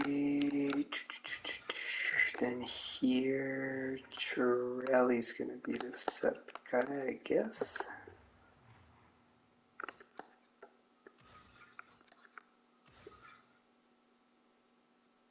On first and Nichushkin. Campbell, Chaudry.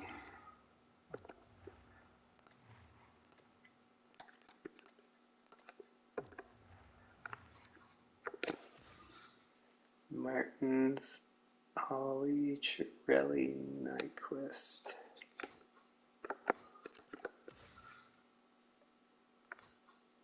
Wait, I guess what's his face is not on the power play, so it's supposed to be Jersey right now because Jersey's actually playing well.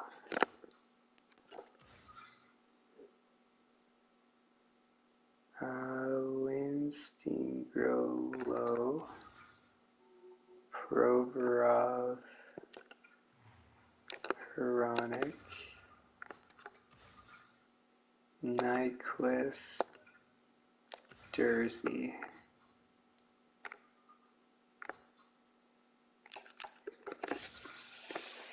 And now since we're going all out, we're actually going to... So the reason I had these guys on the penalty kill before is because they don't play as much minutes. But that's good during the regular season, and during the playoffs maybe not so much. So something I haven't done in the past, but I should be doing moving forward is adjusting this during the playoffs. So in this case, it should be Nyquist, Jersey. This is still the same. Then this goes to Lindstein.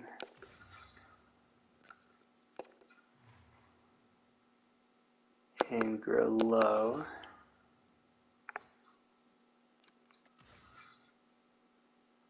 Martins and Ollie should go to the first.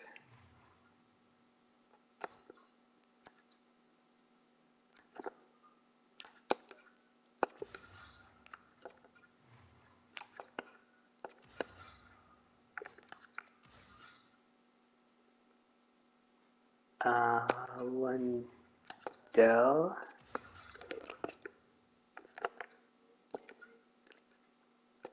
And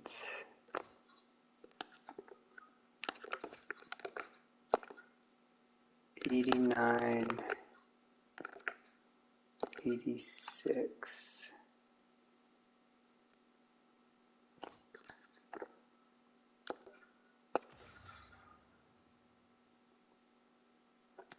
I think Judry's better at faithos than Lundell.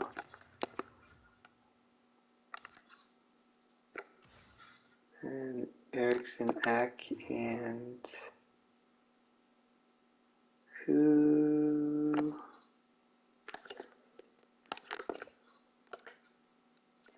Rust, I guess. It works. Okay.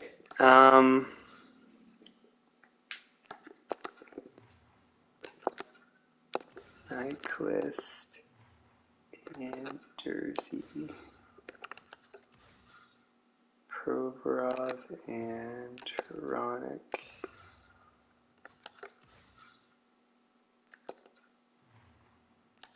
Lindstein. Grelo.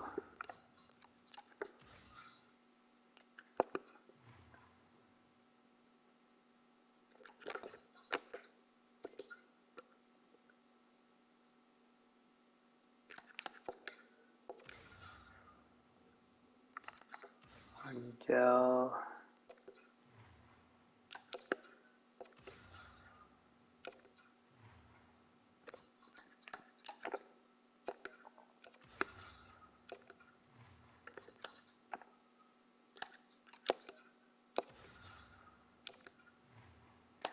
Maybe it's going to have to be Lundell in a second. Who works here then?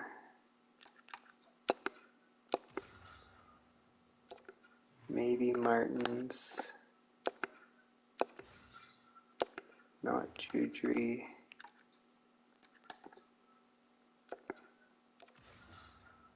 Not Holly. So Martins, Lundell.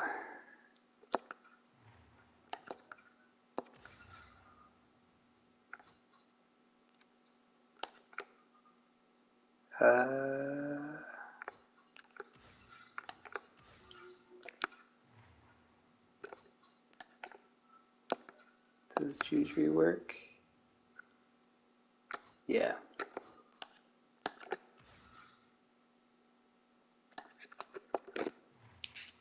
I mean, if we lose this game, it's all for nothing. But also, I mean, if you don't try, then what's the point? We'll see what happens. Von Fersen and Gamble, I think, in this case.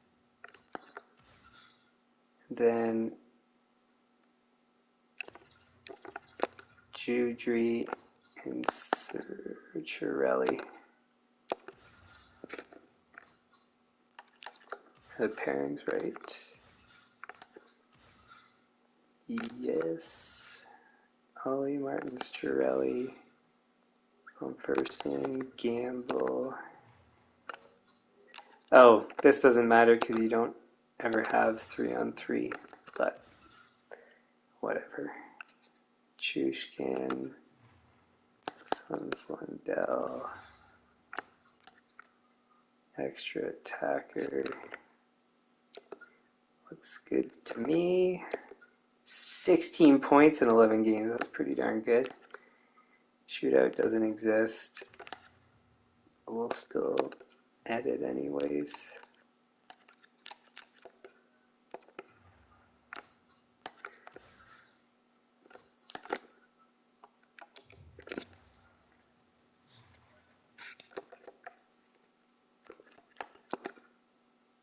So if we lose this, it's like I was saying, it is the youngest team we've had. And I think in the long run it's going to pay off, but just in the short run we could be out.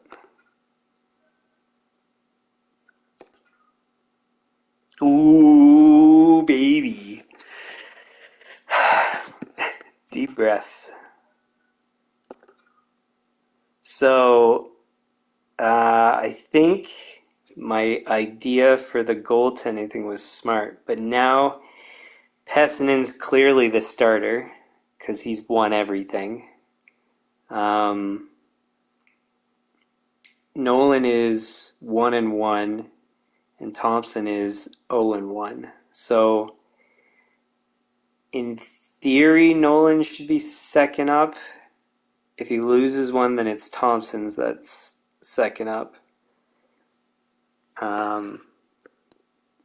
But yeah, we'll go with what we got. What did I need to do? That was a home game, so we're back to stuff. Whew. Sigh of relief. That's the thing. Whenever it goes to Game 7, it's like, who knows what could happen. Look at what happened with the parking. We sold no tickets. Yeah, right. This game is stupid sometimes.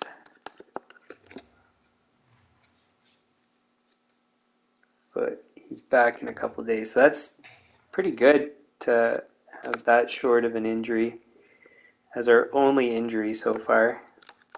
And again, Murphy's Law, you'll have like 3 guys injured in the Stanley Cup finals or something.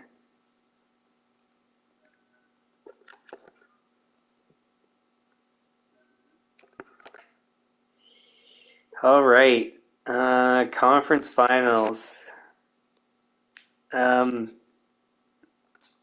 Should I do the matchup? I mean, it's not really. I think they're lesser than Boston, so I don't think there's much really to discuss. Yeah. Actually, they're essentially the exact same as Boston. In some respects, their goal differential is noticeably better, though. So they're probably going to be just as difficult as Boston. So we'll see what happens.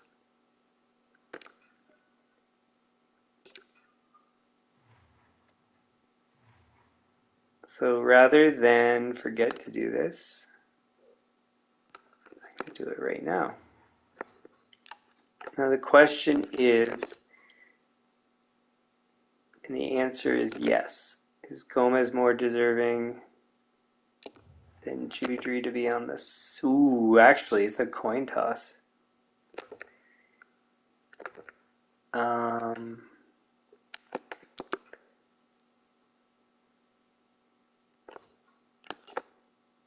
No game-winning goals. 12 points in 13 games. Has anybody 14 points in 13? 16 in 13.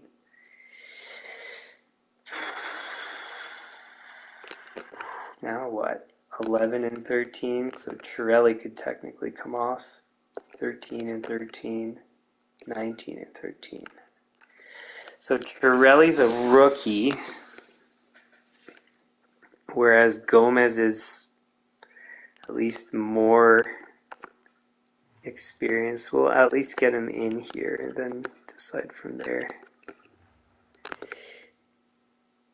10 and 11.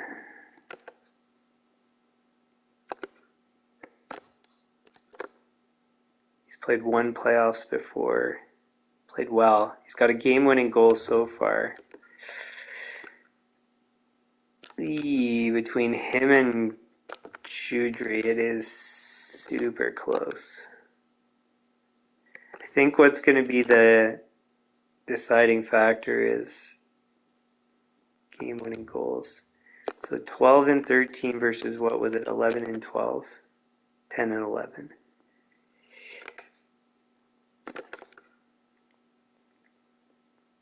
And the experience factor. What's the line fit for him? He can't go to 1. Judry can't go to 1. Gamble could go to 1.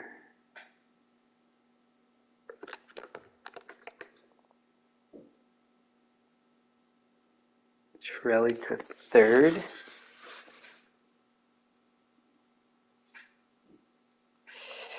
This one's a tough call because he's 11 and 13. It's really close. And the thing is the rest of the lines played really well with him on that line. We won a game 7. Was it with Gomez on the second line or without? I think it was with. So I think that's going to be the answer.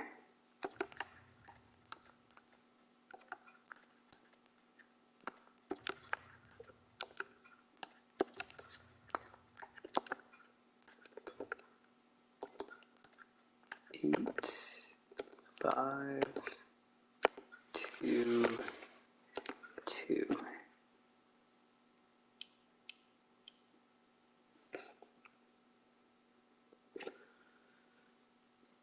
Yeah.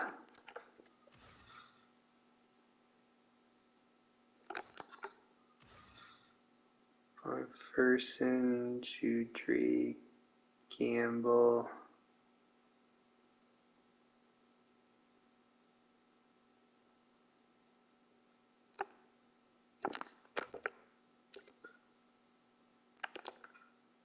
So Gomez is going to come here, but where do we put him?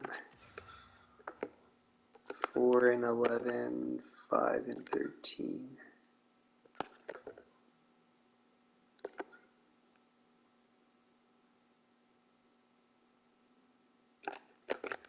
Anybody good at puck skills? I don't. That's bad.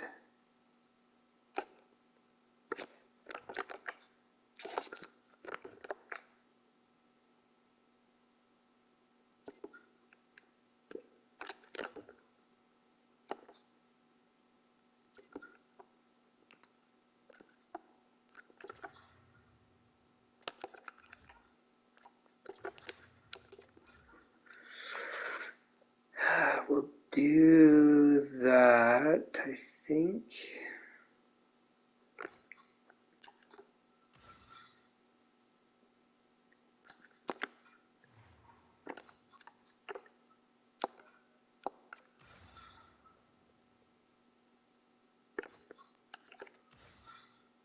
Oh, whoops. Gotta finish that.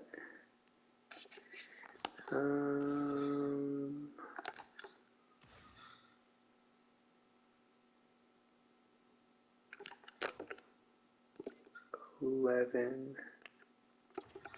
So maybe in this case I will switch these guys. 4 goals, 4 goals.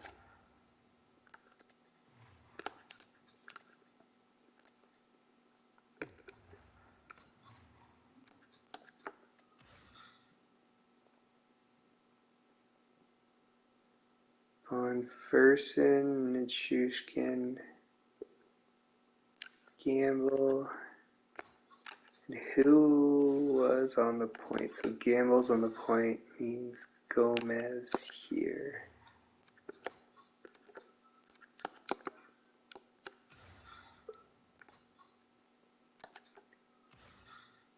Then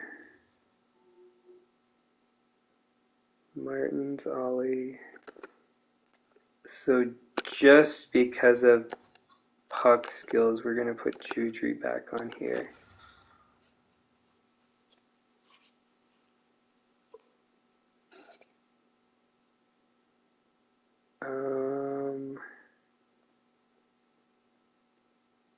Ollie Martins.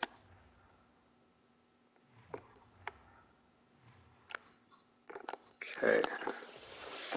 Actually, you know what? Because I was just saying about how I should update the power play, well, the penalty kill. I guess not the power play. In the playoffs, I should write that in my procedure here too. Update penalty kill lines at playoffs.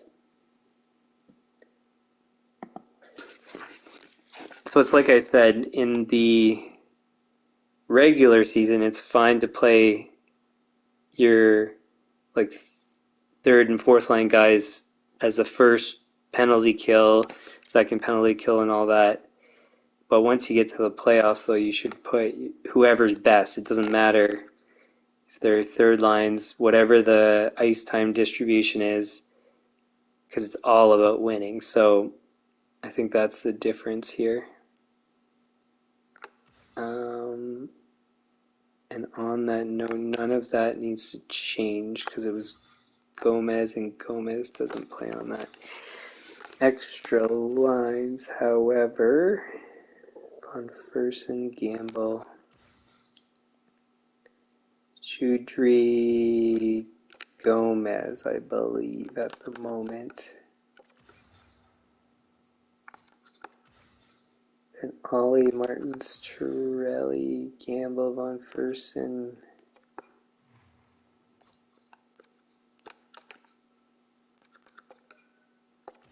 Gomez, Chushkin,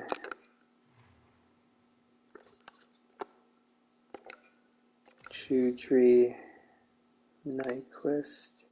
Again, I don't need to do those, but I still do it anyways. Campbell,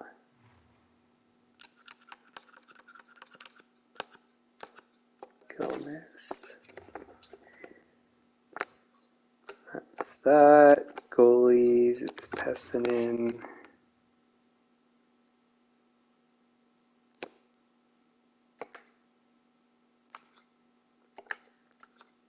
I gotta do this stuff still.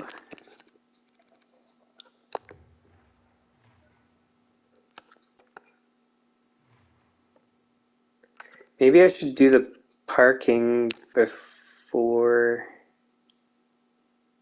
the end of this season. How many games do we have left?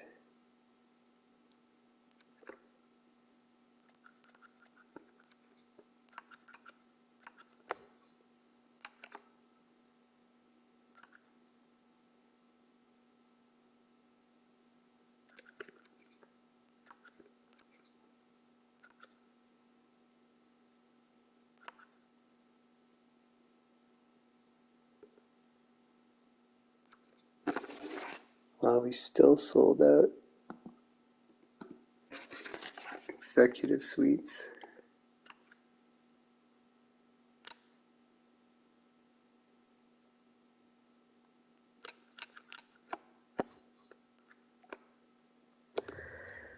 What was the maintenance level? 49.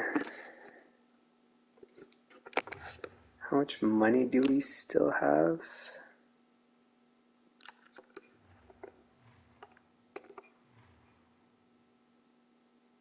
We've spent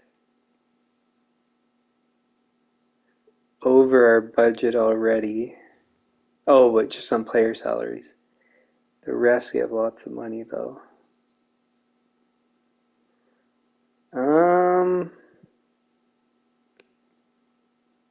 Hmm.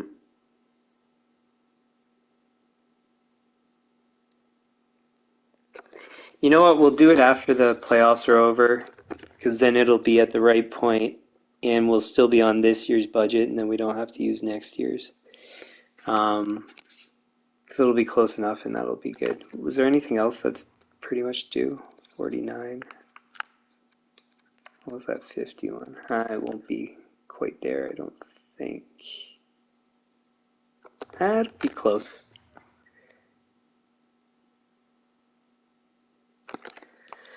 Anyways.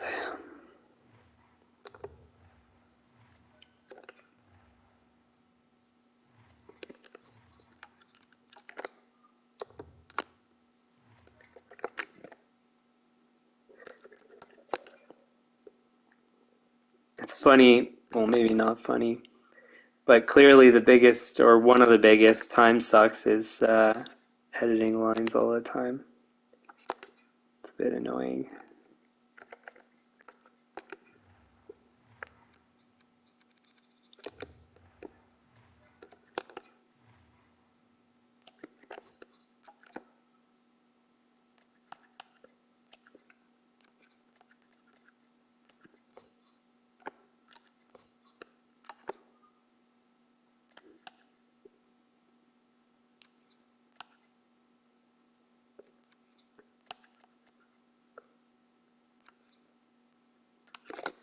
So 581 is our new maximum for playoff tickets. So we've hit our thresholds for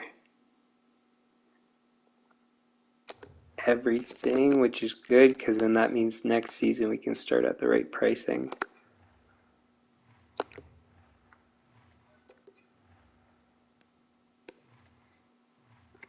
It's going to be kind of funny if Pessinen's our goalie and we win the Stanley Cup, and then we turn out not signing him for only like $4 million. Actually, on that note, what's he asking for at this moment? And is he, because I think before it said he wasn't interested in negotiating. Yeah, exactly. Still asking for the same. It's kind of funny.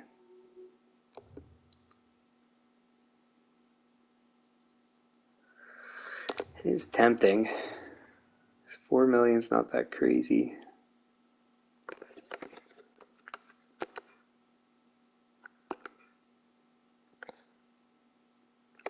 That was away.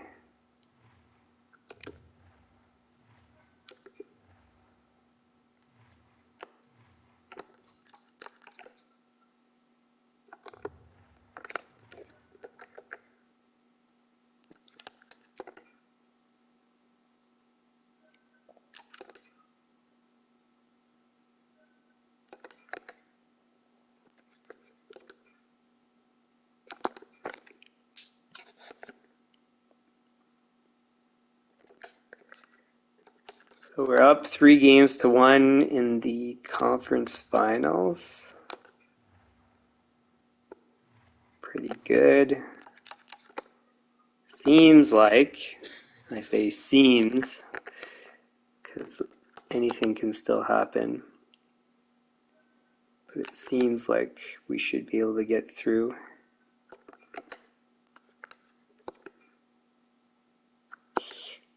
There's a loss. So that's 2 losses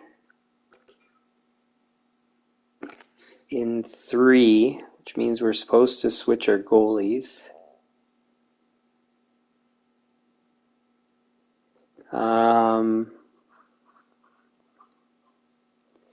Do do the same thing, switch back to Nolan, and then Pessin in Game 7? Because he's supposed to go to the back of the rotation, but, I mean, he's gotten us to this point, and neither of the other guys have really... I mean, Nolan clinched one series, the first round, so I think he's clearly most deserving if we're going to play anybody. And again, it's less risky to play the guy that's gotten us this far on the Game 7 than it is to play a cold goalie on Game 7. So I think we're going to go back to what we did before.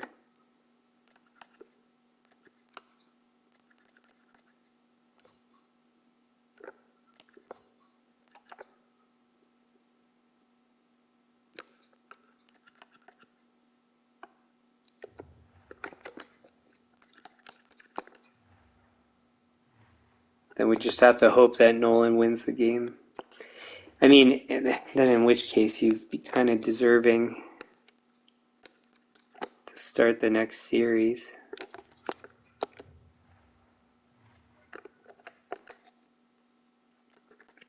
But I think, so I wouldn't start him in the next series, to be honest, if he wins the game. I mean, if he loses, then it's clearly not going to happen.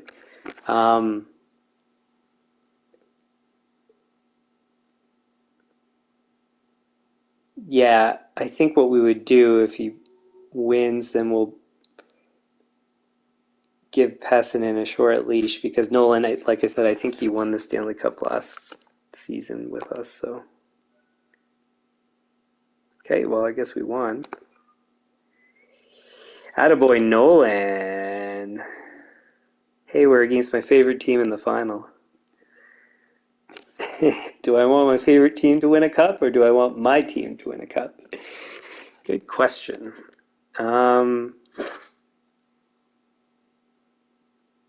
That was a home game, and that's 2 shutouts on clinching games. That was an away game. For Nolan, like, he really deserves to get in. That's interesting. So I think that's what it is. Short leash for Pessinen, maybe just complete back and forth, so as soon as you lose a game, you're out. And then just rotate between these two guys, because Thompson lost one in a series clincher, and Nolan has 2 shutouts in series clinchers and 1 loss, and I think it was a 2-1 loss in the other time. So, so all things considered, I think he's deserving. Now, the other thing, this is another thing to always remember, and I'm reminding myself on the spot too. So in the Stanley Cup final, the pricing changes. So the rest of the playoffs it doesn't, but in the final it does. So I'll show you when I do auto-assign pricing. And then otherwise I'm going to go back to the previous season immediately after. So let's set prices. Okay, so see how it says 216, that's what it was in the previous round. If I do auto-assign, jumps up nearly $50 across the board. So there's a pricing change in the finals, and if you don't go and do that, you miss out on all sorts of revenue. So it's just something to remember. And then yeah, we go back to last year's numbers: 262, 350, whoops, 429, and 562 was the same. 262, 350, 429, 562. So we're good there. The rest of the stuff is done, I believe.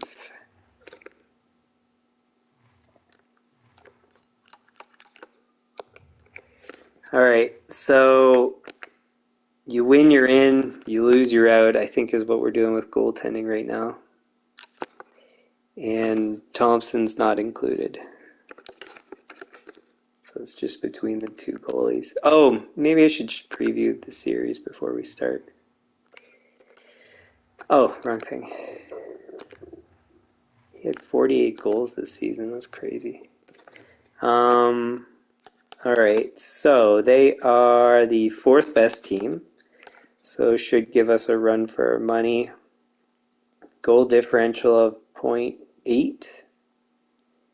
And what were we again? 1.6 or something like that. So nearly double the goal differential.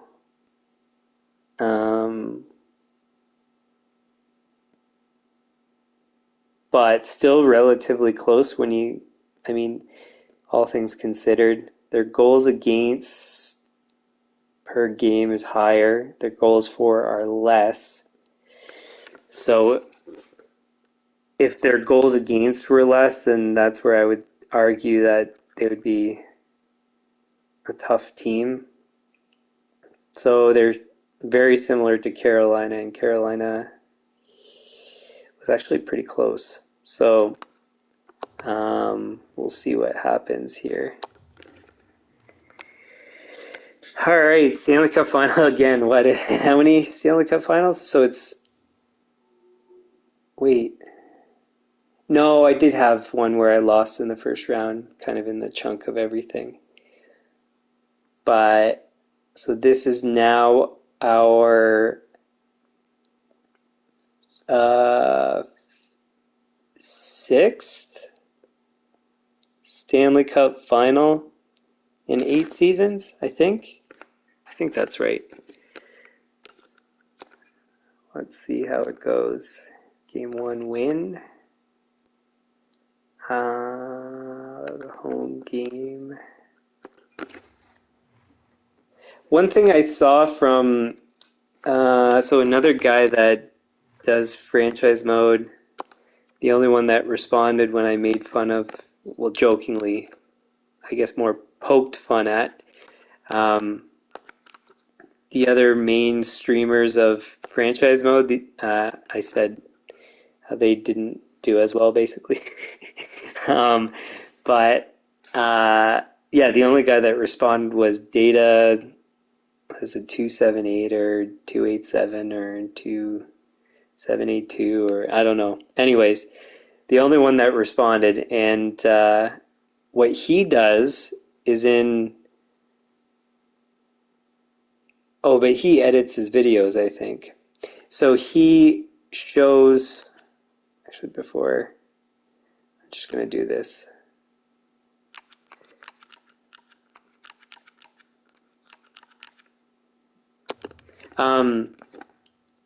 So for, I don't know if it's elimination games or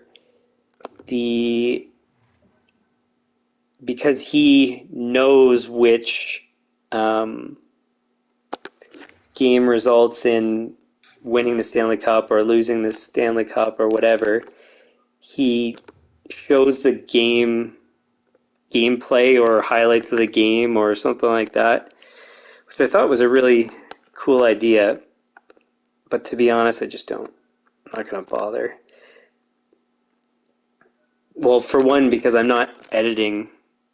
If I edited things, then maybe I could play around and show some more exciting stuff. But since I don't edit, to show you that stuff just really, really extends the length of the stream. So what you could do is, because I think I don't know if he simmed through portions of the game and when he shows the live gameplay, but anyways, so you could just sim right up to the end and watch when, like, the last minute of the game, or I don't know, but anyways, I'm not going to bother. 2 wins to start the finals. That's all right. I won't complain. So hopefully, maybe I'm jinxing myself, but hopefully we don't have to deal with the situation where Pessinen was it 0 sales again? Like, stupid thing. They're clearly, there's no reason for it. This game's stupid sometimes. Yeah, it just would be nice if... Oh, he's got an injured wrist. Should we take him out? Wrist shot, deking, passing. Face-off's not important. Wrist shot power, I don't care. Puck control. So with those injuries, I think he's still better than Cholowski.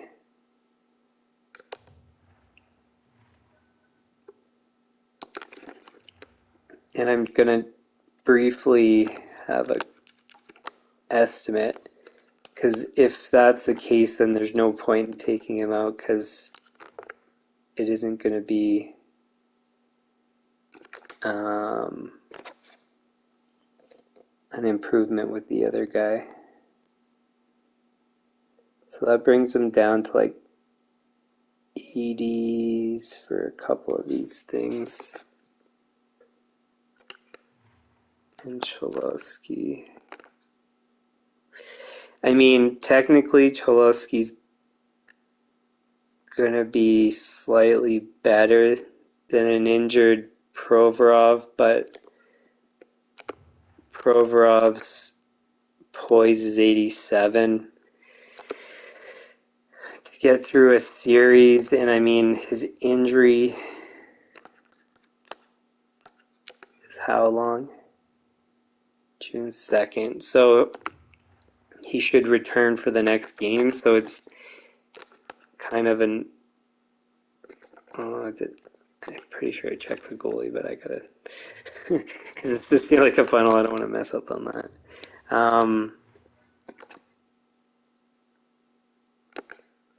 Yeah, I think the difference is negligible. Technically, I think keeping Provorov in is a lesser player, but better player for poise, and it's a Stanley Cup final, so I would rather play just thinking about the poise there. Fully healed, which is good.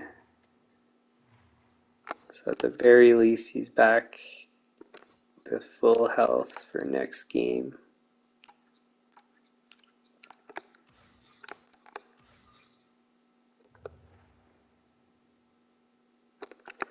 We lost. Is it you lose, you're out? That's what I said before. But we've relied on... So Pestinen's gotten the wins, but we've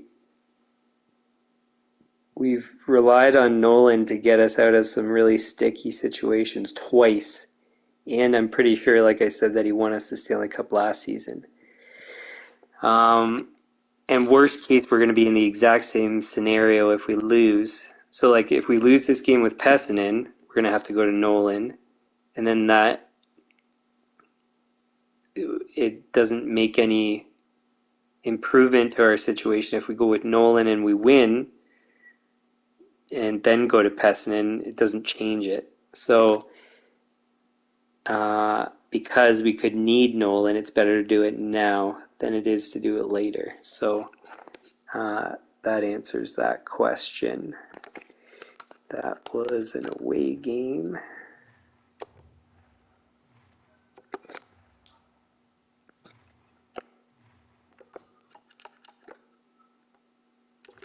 So Nolan comes in. And I mean, so this is the funny thing. So clearly you're hearing me explain things and debate things out loud, but most people would just ride the goalie, and that's the thing, is it's not always the right decision. Well, and that's why I play with 3 goalies, and I was a goalie my entire life. Like I at least have an understanding of the whole dynamic of being a goalie and how like the problem is that since I never played at a high level, I don't know what it's like to sit out games and then play all of a sudden. Uh, and from my experience, I think it's a bad thing. But I think with NHLers, because they practice all the darn time, it doesn't make any difference. I hate how this stuff comes up during the Stanley Cup final.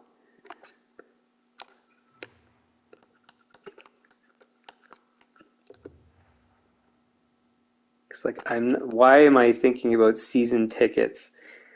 Like, yes, I understand that you're a general manager and you gotta think about everything at all the times, but like, just don't annoy me with season tickets in the middle of the Stanley Cup Finals. Um, anyways, so we got a fully healthy lineup. We're up 3-1. Nolan just won. It doesn't hurt to go with Nolan again. He's won again twice already in these playoffs. He won the series clincher. On top of that, Pessinen we're not signing, so why not give the guy that's kicking around more experience? So, in worst case, again, we could just go back to Pessinen.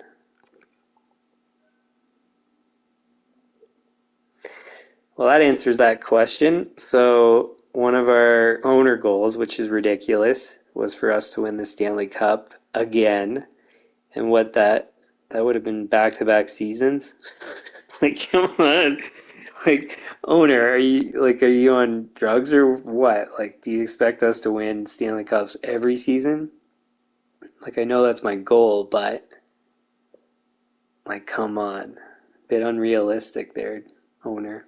So, clearly we won the Stanley Cup with Nolan coming in. Boom, blam, kablooey. So, appears as though my judgment calls have been correct. Now, in those times that we didn't win Stanley Cups, like I know I've had difficulties with some of the decisions and, well, as you've seen, I've been learning as I go. I haven't owned this game for like 10 years. So, well, or I should say, I have not bought this game for 10 years. I had 2014. I think I gave it away like 5 years ago. So I haven't played the game for like 5 years.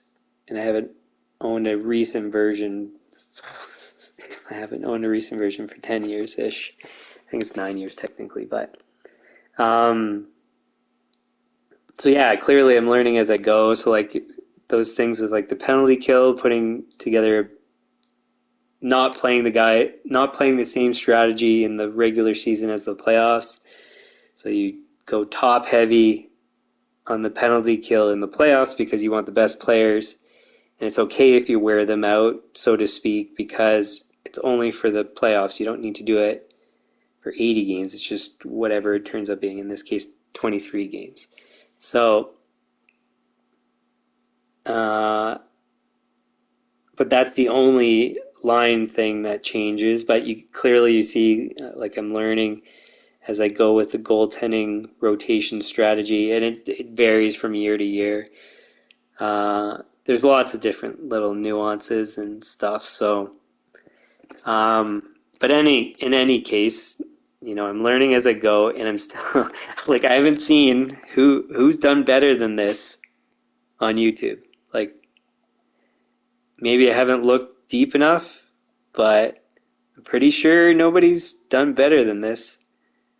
And you saw at the start of the stream, and I mean I can go back and show you again. Might as well just. Well, you've seen I haven't. Well, I guess See, now I'm actually proving some crazy theory that is possible because the internet shut out. I don't know if the stream ever froze, but anyways, I don't think it did based on what I saw. But everything, it's all on the exact same. Nothing's changed. Not cheating, never cheated. Oh, well, I guess gameplay sliders technically matters, maybe. AI learning's on the hardest, difficulty adjustment on the hardest, strategy adjustment. So, like, I mean, everything's on the hardest. So, it's not like I'm cheating and I'm doing dramatically better than everybody else. So, take that, everybody. I've got, what, 160 some odd subscribers? Clearly, if you want to do better, you should watch these. Again, I'm not trying to be arrogant or brag, but it's just a fact. Like, look, I've demonstrated that I'm good at this. So anyways, and I'm just getting started. I haven't owned this for so long. So anyways, enough tooting my own horn. We won another Stanley Cup.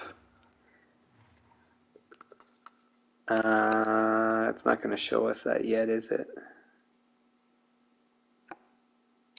Not yet. So I'd have to sim forward to see the awards and stuff. Should I just do that to finish the stream?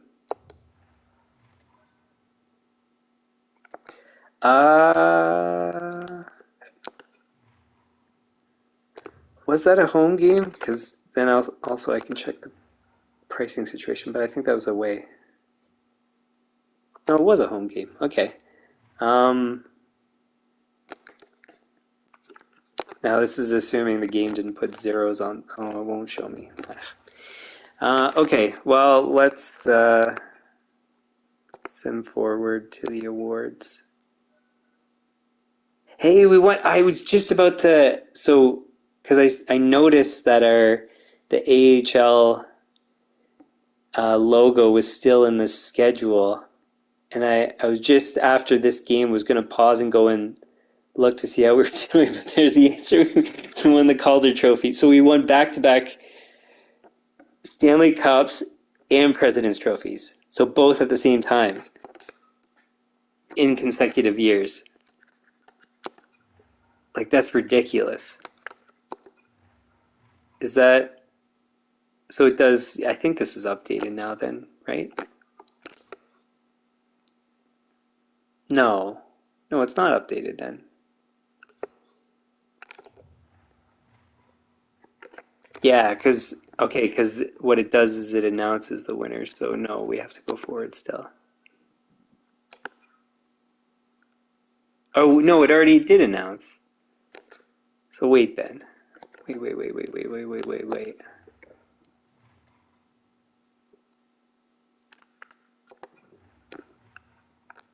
Because that's correct.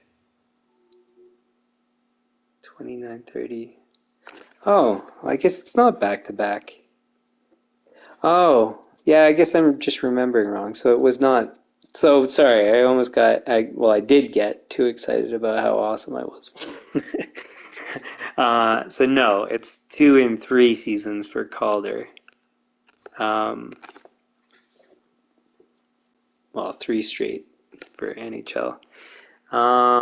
So what else did we win? President's Trophy again.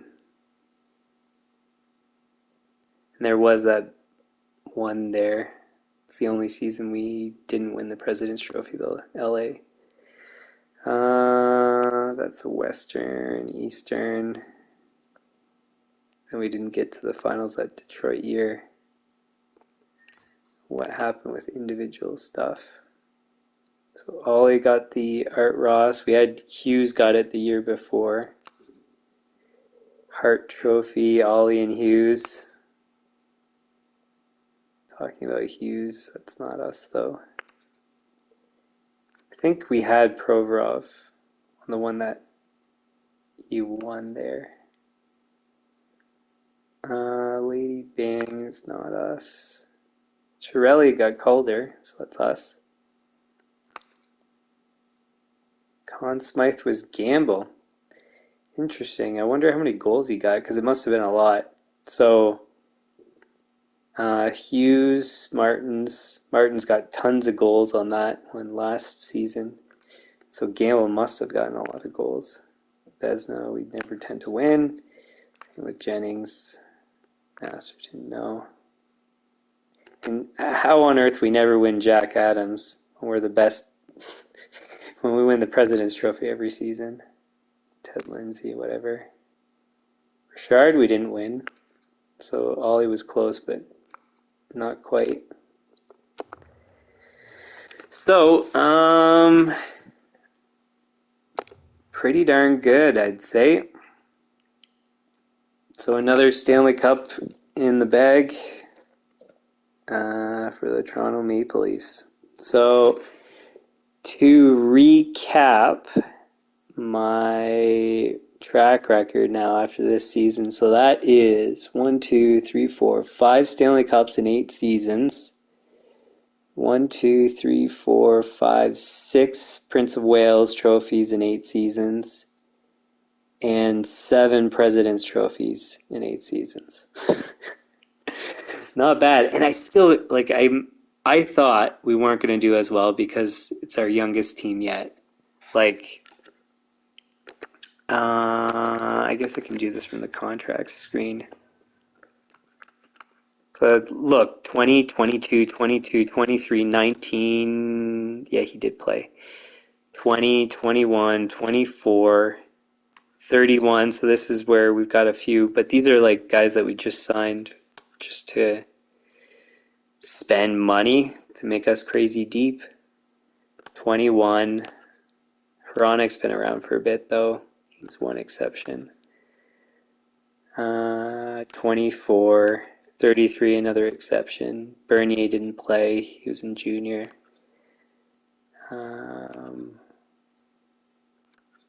Valcor was in junior. So just look though, and then kind of the same for goaltending. So 22, Pessinen. Nolan, 25. So I guess semi-experienced. But I think most of his experience was AHL anyways. Yeah, he's only had a few seasons.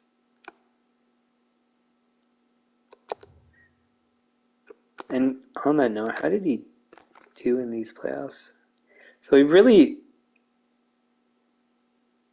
his regular season wasn't very good, but his playoffs have been great when he's played. 9.54, 9.34.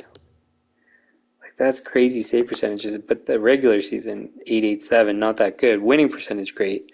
Save percentage no. Clutch goalie, I guess. I don't know.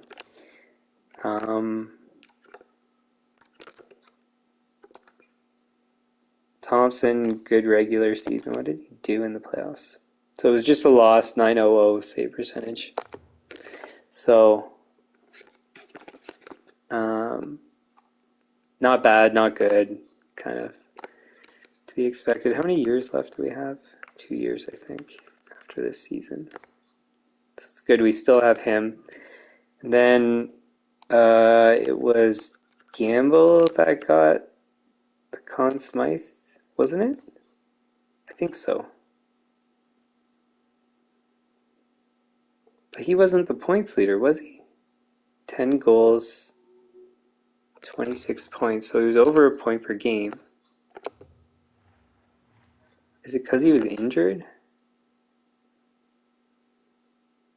Yeah. He wasn't even the points leader. I don't know why Ollie didn't get the Conn Smythe. That doesn't make much sense.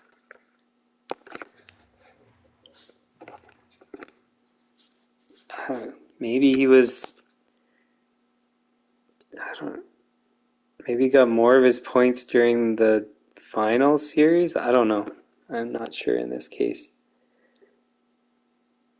Everybody else was pretty mediocre, to be honest. I mean, by my standards, and my standards are a bit kind of crazy, but they're all under a point per game. Well, I guess in the playoffs, maybe you're not supposed to get a point per game, but that's a bit high of expectations. But everybody was consistent, at least.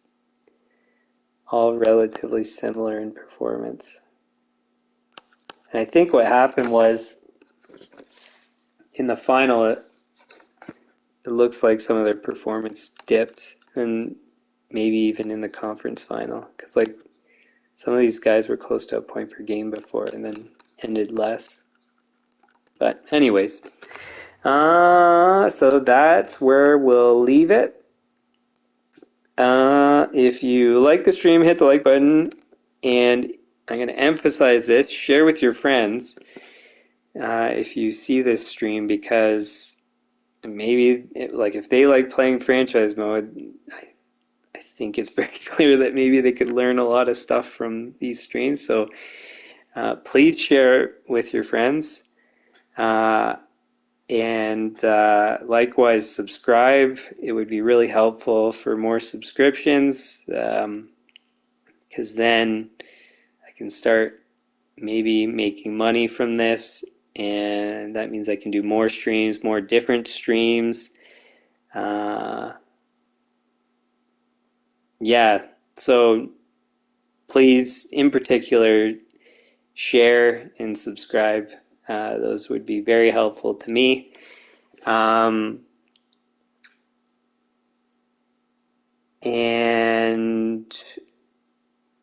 now I forget my ending stuff. Turn on notifications. What do I usually say? Share with your friends, subscribe, turn on notifications. Oh, okay, yeah. Channel homepage has upcoming streams on regular NHL content. So waiting for, like I've said previously, the off season to play itself out.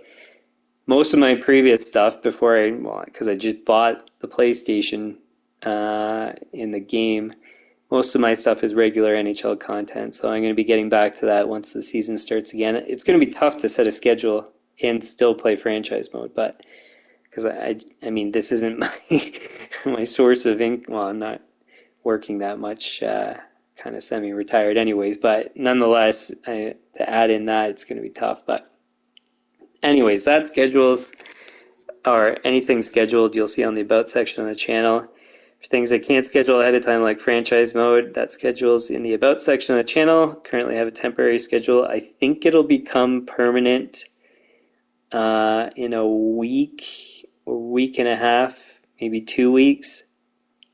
And then I also think I'm going to be pushing it to 9:30 p.m. Eastern.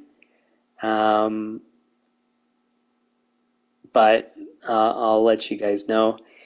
Be it pros whenever I have time or I feel like it, which I haven't had time lately.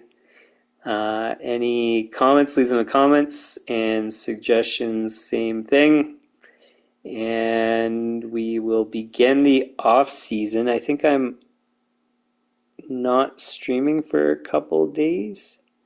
Give me a sec, I'll get to the schedule here. So I'm back on the 2nd, which is Saturday. So yeah, tomorrow and the next day not streaming. At least franchise mode. I might have time at some point to be a pro, but I don't know if that's going to happen. Yeah, and did I already say? Comments, leave them in the comments. Yeah, I did. I think so. Anyways, I'm all over the place because I changed my normal closing. So, yeah, again, big things. If you can, please subscribe if you're not subscribed, and please try to share this with people on your social media or with your actual friends or anything like that. It'd be really helpful. Cool. So thanks for tuning in. Another Stanley Cup in the bag. Way to go. Way to go. See you guys Saturday. Okay, bye.